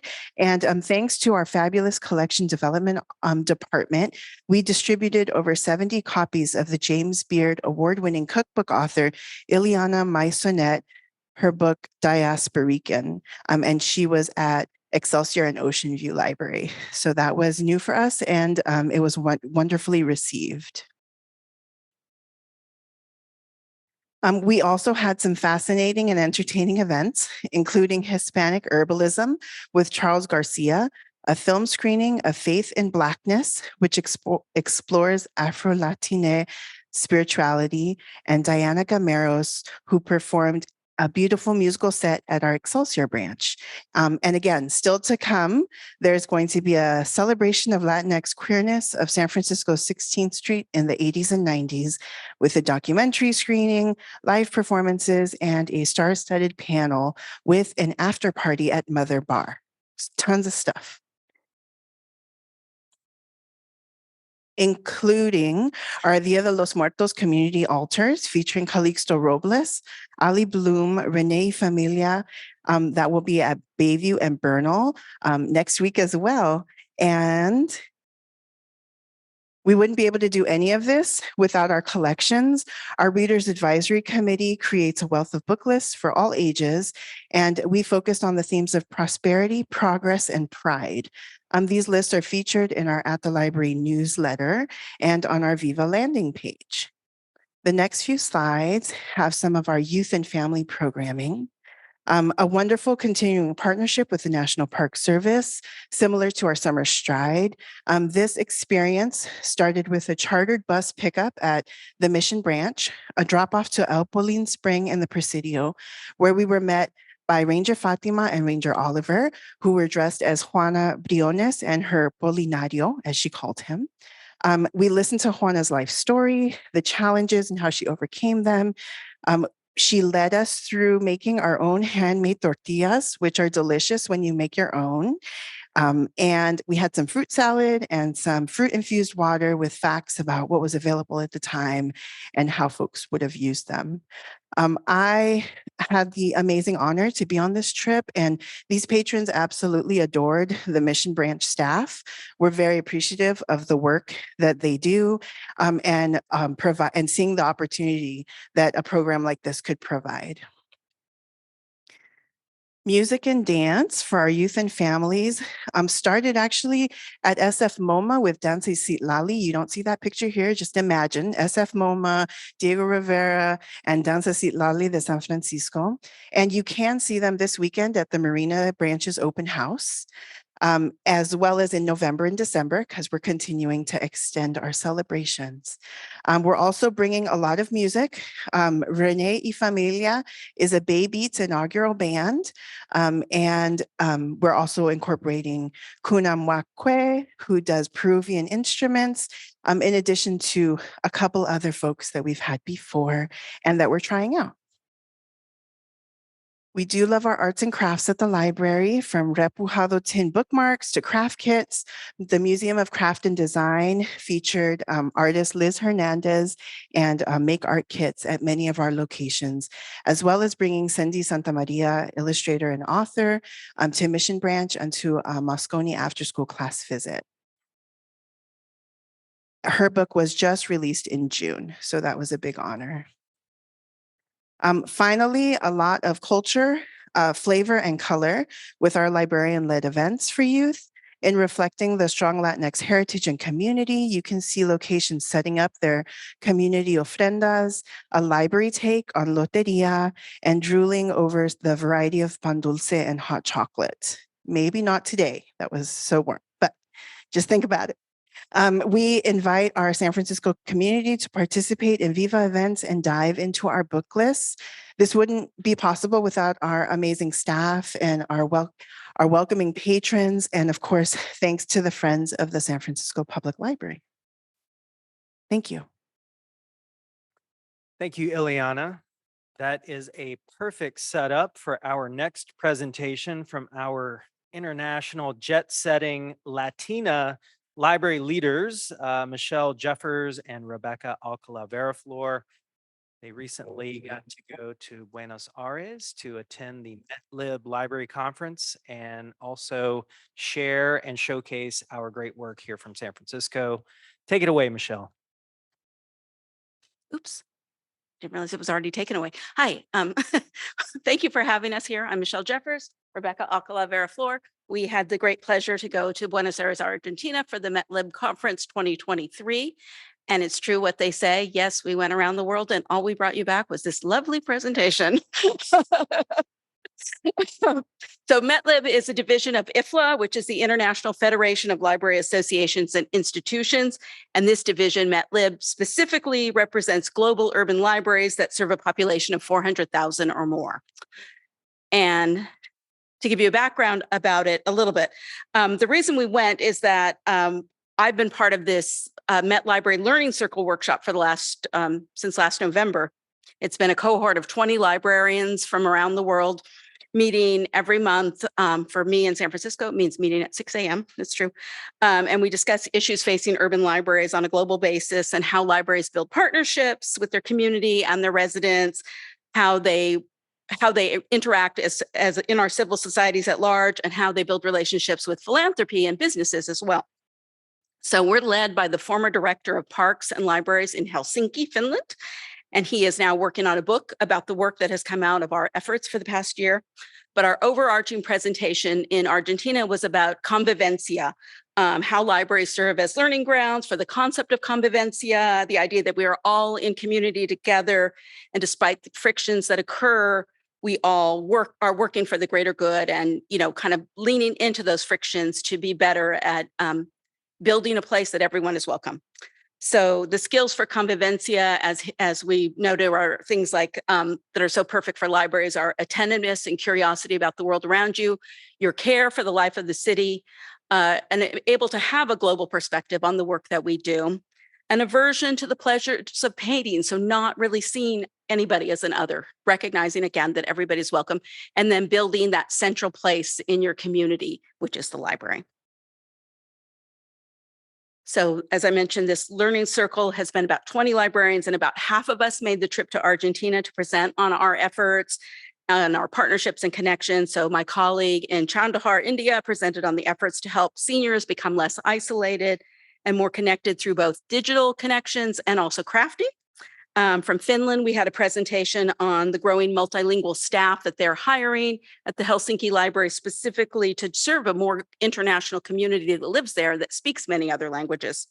In Toronto Public Library, they talked about intellectual freedom and their efforts to support the free exchange of ideas while respecting each other's privacies. Amsterdam talked about their efforts to build a new central library that by doing pop-ups in the neighborhood where the new central library will be, and really using the community, hiring the community to come in and lead those pop-ups and really explore what they want a library to be, whether it's a podcasting station or a bookstore or a record store, things like that. And Buffalo, New York talked about the changing landscape of that city from being a very industrial city to losing some of those businesses and how that's reflected in their central library. And oddly, one of their issues is that they've had a great influx of teens using their library, and that creates frictions with some of the old timers who want the quiet library. Michelle, oh, that's me. I presented on Middle Ground, which you guys heard about, I think, at the last commission meeting, but I thought it was really a great project in that we see our community outside the main library in a very non-judgmental way, and we really truly see each other. We really make the effort to connect with all the visitors to the main library. I thought it was a great example of the convivencia concept. So in addition to this presentation from the Lab Learning Circle, we also got to attend, the entire conference and learned many things from it. Global library leaders were there presenting for us. And so among the topics was sustainability in libraries, using the UN Sustainable Development Model and how that's really creeping into, or not creeping in, but really being used by libraries to decide what they're doing. Talked about libraries as cultural hubs. We saw how artificial intelligence is being concerning and an opportunity for libraries around the world. And inclusion experiences. One of the great examples was from Columbia, South Carolina, how they use their staff to convene and facilitate community discussions with residents, with business members, philanthropists, to really solve the pressing problems of the city of Columbia. So really amazing stuff. Even better was that every afternoon we got to go on cultural visits to visit other libraries in Buenos Aires and some museums too. So this example is And they also put us on this crazy party bus to go on these tours. It was bizarre. But this is a visit to the Miguel Cana Library in Buenos Aires, which is a very small neighborhood library. It's about the size, I would say, of like our Ocean View branch. And the first floor is the picture in the upper right. It's one of the things I learned there is that in there, it's one of 31 branch libraries in the city of Buenos Aires. People can check out 3 books at a time. There is an integrated catalog, but there's no integrated transfer. So if you want to check out a book and it's held at this branch, you have to go to that branch. You also have to return your book to that branch. There's no like ability to transfer items, even though they are one system. Weirdly, this branch was also the added bonus, though, is that it's a very tiny branch library, but upstairs, this library was the location where the author Jorge Luis Borges worked as a librarian, mainly writing his books in his office instead of, working on the floor, but whatever. And so the upstairs of this library is a museum dedicated to his work, the authors who inspired him. There's a little an office that still stands with his desk and his writing instruments, his reading room, and it's open all year long for the public to visit, and anybody can go in and learn about this author and also spend time up there. It's really kind of a cool free space. And I'll let Rebecca talk about some of the tours that she went on. Thank you. Oh. So, let me switch it over here. All right. So part of what was really wonderful about this tour and my experience for me when we think about the presentation that we've had and what people have asked for in terms of the cultural competency, not just the language, is critically important to providing library service, right? So one of the things that was special about doing these library and cultural visits is understanding the framework in which some of our immigrants come to the US and understanding democracy and library use. What was really special at this point is that Argentina is celebrating 40 years of democracy. If you recall, they had a dictatorship that ended in 1983. And that they had many desaparecidos or disappeared. You'll see some on the left-hand side, that's actually on the sidewalk in front of where the conference was held, which is they call Biblioteca Senate, which is next to their Library of Congress and also their House of Congress. And so here what you see on the sidewalk, it's library workers who were disappeared, and they're honored. And there are many of these that you'll see throughout the city honoring that memory of those people who had gone missing during the dictatorship, during La Guerra Sucia or the Dirty War. And so they're very proud of this 40 years of democracy that they are celebrating right now. And so you see that throughout all of the tours. I was able to participate in the Spanish-speaking tour. So actually, Michelle and I were not in the same tours. They separated with translation. So I had a different group of folks that I was in convivencia with in these tours. And I got to hear about their experiences and how libraries are used in their countries, mainly in Latin America and in Spain as well. The Gabriel Garcia Marquez, the director of Barcelona Libraries, was in that tour as well. So I got to hear about them. What's very interesting, so here next to the sidewalk, you'll see at the top where it says 160 años or 160 years. This is their Library of Congress. Anybody can have a library card, but you can only enter with membership. It is not free access like we do. They don't open the doors and you just walk in. You have to go through a turnstile, which is very different. You cannot check out from this location. You cannot check out. What we're looking at right now, where it says 160 years, that's that kind of reference point. That's where you go to ask for your book. They go down to the stacks. On the escalator, there's I kid you not, goes up the escalator to where it goes. It's very old school. So a super different model than ours. Below that, I'm right in front of the double-decker bookmobile. Their model is incredibly different from ours, where they actually, and this is for the Library of Congress, okay? So it's not for the city of Buenos Aires, but the Library of Congress. They go out to rural communities and they actually stay out there for a week. And they have the top of I didn't really get a good shot, but the second floor of the double-decker bus is their tech space. So that's where they have laptops. The bottom one, the entry level, are books. Again, you cannot check out the books. You can read them there and then put them back. So they set up outside with all of the outside of the bookmobile tables and such, so people can read, and they do programs and sessions there. Very energetic librarians. They did story time for us while we were on the bus, which was great. Next to that are two pictures from La Biblioteca Nacional de Miguel Moreno, and that is their kind of state library, I guess. They have a tango exhibit, and that's what I'm showing right there. It's a rich history of tango, of course, in Argentina. So that was prevalent. And then next to it is a picture of the outside of the building with the group of library folks walking up to it, 6 floors. Again, you're not able to check out, but you can read items in the library and then return them again. And there's a lot of strict rules. And, it just reminds me of how resource rich we are.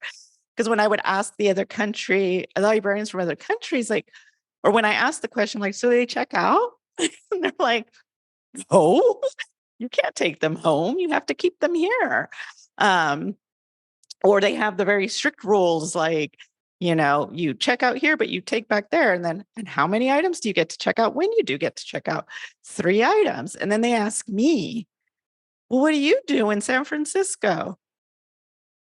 100 books and you get 5 renewals. It's amazing the resources that we have.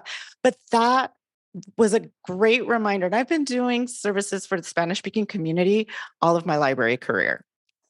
Whether it's collection, programming, developing programs and services or models.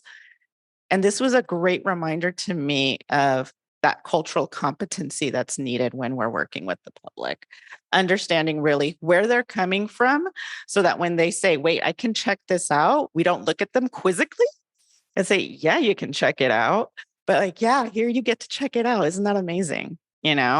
So it was a great experience. I'm very excited and honored that I got to be the chairperson here for Michelle and her program. And so, I'm happy to ask any questions, but I will say the Librarian of Congress is really interested in what we do here. Thank you. Thank you. Thank you, La Jefas. Yes, Las Jefas, yes. And that Take it. concludes the city librarian's report. Thank you very much. Great presentations from Rebecca, from Ileana, and getting a little tourist view of the library system in Brazil. We will open this up for public comment, first here in Correct, and then move to the Zoom platform. Public comment is now open here in Correct.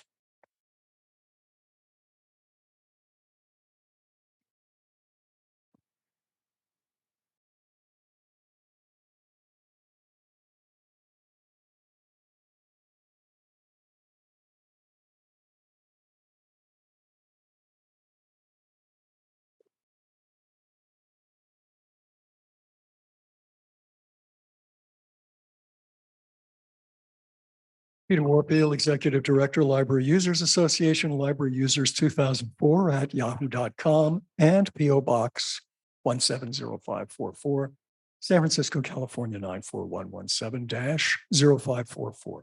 So first of all, thank you for the presentations very much. Certainly have a lot of questions and perhaps comments, but I'd like to focus primarily on the hours. You have increased the weekly service hours by 23, but there's only 1 out of 13 locations that has had a single minute added to the evening hours. And if you look at the library's every 5-year surveys, and I'm serious, the library has done surveys every 5 years by law about what people want. And one of the things is, what hours would you like? And in every instance, almost without exception, maybe one or two branches because of particular programs, folks have said they would like, if they could get more hours, they'd like more evenings and weekends. And this is an example of the library being apparently unwilling or unable to listen yet again to what the public wants, and to either manufacture consent or manufacture the illusion of consent, or just not ask anybody at all. Or if they've asked, just ignore it. Why is this? The library has also cut back from the number of days on which you can go in an evening after 6 o'clock to any location. It used to be 4 nights a week. Instead of having 28 locations where you could go somewhere every night of the week, the library has only 3 nights a week, Tuesday, Wednesday, and Thursday. It has continually shrunk that, as well as the evening hours now in every location are only 8 o'clock, where in most instances there were 2 or 3 nights 9 o'clock closures. Yet that's the most desired according to the library's own surveys. Unfortunately, this is an example only of where the library is simply not listening to what the public wants, even when it has given it a chance in a limited way to express its wish. The library surveys, by the way, never asked people if they would like Friday night or Saturday night or Sunday night as an open, as an evening. I wanted to say, with respect to the planning, we haven't heard the consideration of those surveys. We haven't heard the consideration of, above all, what this library commission members want. I heard the chair say, the presidents say, she wasn't happy with where it was going. Where is your direction? You're the policy body. Thank you very much. Thank you very much. Any further public comment here in Correct? We'll now turn to public comment via the Zoom platform. Operations, if there's anyone wanting to make a public comment, please put them through. Thank you. Madam President, at this time, there are no commenters in the queue. I will pause briefly to allow anyone who wishes to do so to raise their hand.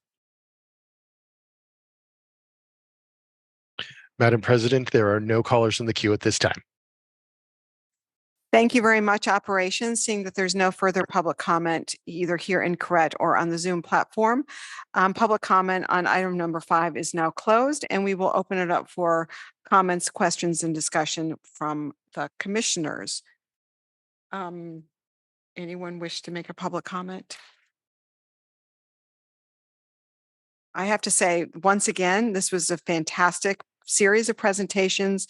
Rebecca, you provided great milestones and information about usership and hours, and that's really great to see that we're back to such a high level of engagement. So thank you for your efforts, and please extend our gratitude to the branch teams for all the efforts that they're making to make the library open. Ileana, we just want to thank you and all the people who have been supporting your efforts and your leadership, and everybody in all the different branches and areas for what you have accomplished. And that was really terrific. And finally, I just want to go on record and correct myself that I know that Buenos Aires is in Argentina. I said Brazil earlier, and really glad, Michelle, that you're part of this incredible international cohort. That's quite an honor and distinction, well deserved. And we're so honored that the library is represented through your leadership. So thank you. So we just want to, did you want to say something? Just real quick. Yeah, Okay, just real quick on the opening and the hour graph on 58. So it looks like from total 0 to back to normal service and indicated by hours, it took us roughly 3 years. 42 months by my count, 40 March 42 months? 2020 to October 2023. So 2 years. Actually, I think it's 40 months. 40 months. So, okay. So, wow. Okay. That's a lot. All right. Closing the system was the hardest thing Well, I'm just, I've ever done. I mean, yeah, and more importantly, I think from a recovery point of view, uh, we hear a lot, excuse me, about okay, things are not the way they used to be, in the good old days or the before times before COVID. But if you look at the general macroeconomics, you look at the city, you look at just the world in general, it's changed. Like literally, figuratively, in all aspects, the world has changed. You just look at downtown. And so just the fact that we've got the hours up and the people are coming back and that distribution or what do we call it? Circulation. Gosh, I'll learn this one day.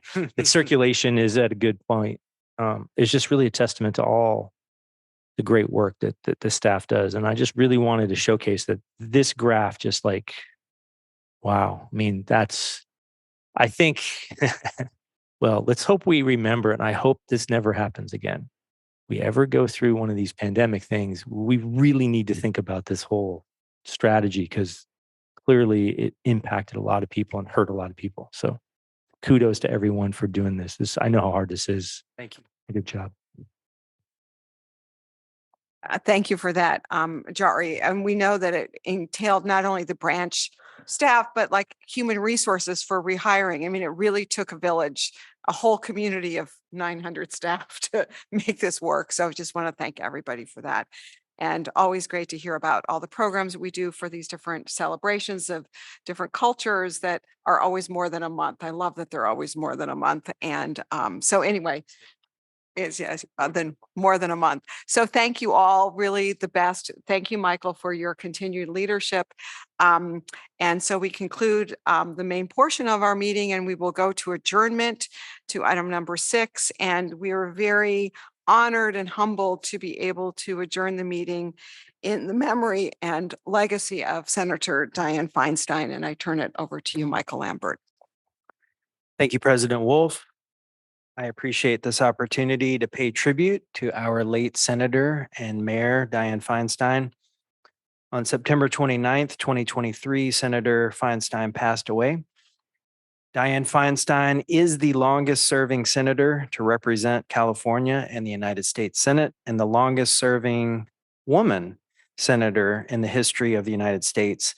She was a fearless, trailblazing lawmaker. She was the first woman who served as president of the San Francisco Board of Supervisors, the first woman elected as mayor in San Francisco, and the first woman in the U.S. Senate from the state of California, the first woman to chair the Senate Select Committee on Intelligence, the first woman to serve on the Senate Judiciary Committee, and the longest serving woman in Senate history.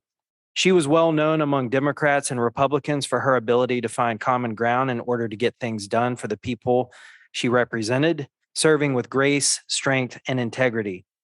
Once a mayor, always a mayor. As many folks who work with her or in the city have seen, her dedication to San Francisco never wavered or waned. She brought the city back together after the devastating murder of Mayor Moscone and Supervisor Harvey Milk and led it through the HIV/AIDS epidemic. Her legislative accomplishments were many. She wrote and passed legislation to ban assault weapons, preserve the desert, and secured the reauthorization of the Violence Against Women Act. Feinstein mentored both women and men in public service, rooted on her steadfast value of integrity and driving for a hopeful future. She will be remembered as an indomitable lawmaker and dedicated public servant, inspiring generations of women to break barriers and seek positions of leadership. Born and raised in San Francisco, she loved the city and was a true daughter of San Francisco. She was gold in peace and fire in war. May she rest as she lived in power. I appreciate your consideration of adjourning today's meeting in her memory. Connie, could I add something to that? Should we? During public comment? I think it's fine. Yeah. Yeah, go ahead. Sure. Okay. That was a beautiful tribute. And I just wanted to tell a brief story how I met Dianne Feinstein. When we moved, and this sort of confirms everything that the strategic plan is working on. When my husband and I moved to the Bay Area, I didn't have a job and I didn't have any friends. And I went to the Mill Valley Library. And the Mill Valley Library had some kind of women's, they had a thing on a billboard and they were running groups for women talking about jobs. I don't know what it was. Anyway, I went to this gathering and there were maybe 10 women and we had to go around the table, say, what at this moment would our dream job be? And I said, my dream job right now, this was 1975, would be to work for Dianne Feinstein. It was her first run for mayor. And there was somebody sitting next to me and she said, oh, well, I have a friend, call my friend. And that friend called that friend and that friend called that. Anyway, that encounter developed into a lifelong relationship with Senator Feinstein. And it started, I realized I hadn't even thought about this till today. It started at a library. So, Bravo. The power of a library. the power of a library. Thank you. We will open it up to public comment before we return to the comments and voting for adjournment in honor of and in the memory of Senator Dianne Feinstein. So public comment is now open in Correct, and it will be followed by public comment from our Zoom participants.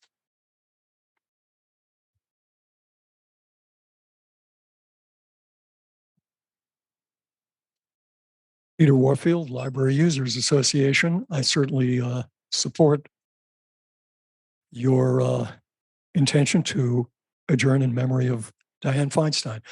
I lived, unfortunately, through those times, and I still get chills when I think of how she spoke when we first heard the news from City Hall.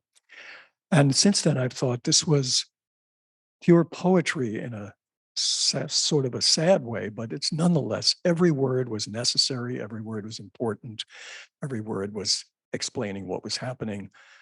Not a word could have been dropped, not a word could have been added to make it better. And without quoting the whole thing, as president of the Board of Supervisors, it is my duty to inform you. And then she told us what had happened at City Hall that made her the mayor. I did want to go again and say that there were many questions that you raised during the discussion here on the library business. And thank you to Commissioner Mall for that lovely story. There are many things that were raised here. I think in particular, Commissioner Mall's question about why weren't we included. I think there needs to be a process for us and anybody else who would like to say something about this to be able to respond to public calls, repeated public calls in different locations and at different times to participate. There was no particular publicity for this library meeting to talk about the strategic plan or where the library should be going, nor was there, in my view, anything advertising the openness or any openness about any of the groups that you have collected to provide input.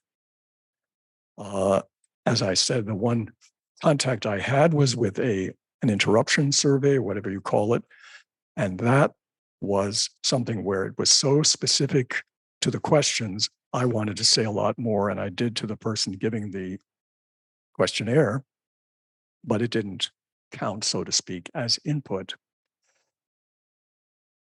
And I agree with the chair about this, but I do think that there needs to be very serious direction and discussion and open discussion about where the library is headed. That, of all things, would be something for the public to participate in at library commission meetings and elsewhere, like I said, like with branch improvement programs at every single branch, at least once. You should insist that future agenda items be on. Thank you very much for your comments and remembrance of that evening so long ago. That was a turning point for our community and our city and our country. Any further public comment here in Correct? I now turn to operations. If there's anyone on the Zoom platform wishing to make a comment, please put them through at this time. Thank you. Madam President, we have one caller in the queue. I will put them through now. Caller Maureen, your 3 minutes will begin as soon as you start speaking. Good evening, Commissioners. Maureen Singleton. I consider myself lucky to have been born and raised in the city of San Francisco, and luckier still to have met and worked for Senator Feinstein. I first met her when I was 13, when my dad was part of the San Francisco Cork Sister City Committee. He was really proud to be a participant as an Irish immigrant and honored to work for Mayor Feinstein because she saw value in cultivating community and celebrating both what we have in common and our differences so that we can learn about each other and then build bonds and respect for each other. I distinctly remember there were 2 planes in the delegation that went to Ireland, and there was a dress code. I had to wear nylons, a dress, and heels on the airplane. It was definitely not what I wanted to do as a 13-year-old, but because Mayor Feinstein wanted it, I did it. Because I grew up seeing Senator Feinstein in a leadership role, I knew that women should lead and that we should be at the table helping make decisions. I proudly voted for her when she ran for governor and senator, and I knew when I graduated from college that I just had to work for her. I finally got that chance in 1995 and started off as a receptionist in her San Francisco office. I remember meeting her that first time and her telling me that I was an ambassador to her office and for the people of California. She expected us to be professional, kind, do our homework, and work hard. And trust me, she checked up on you. She would call the front phone and make sure you were quick and polite. And it's why to this day, when I answer the phone at work, I still say the organization I work for, my name, and how may I help you. Senator Feinstein was also a kind and caring leader. She treated her staff like family, and her concern for me while I dealt with a major health issue while working is something I'll never forget. I'm eternally grateful that I got to work for Senator Feinstein and for the friendships that I made while working there that endure to this day. Anyone who worked for Senator Feinstein knew that she saw public service both as a calling and a commitment. And because of her and my mother, that's exactly how I feel today. May Senator Feinstein's positive impact on women and the community live on, and may she rest in power. Thank you for giving me this opportunity to speak in honor of her.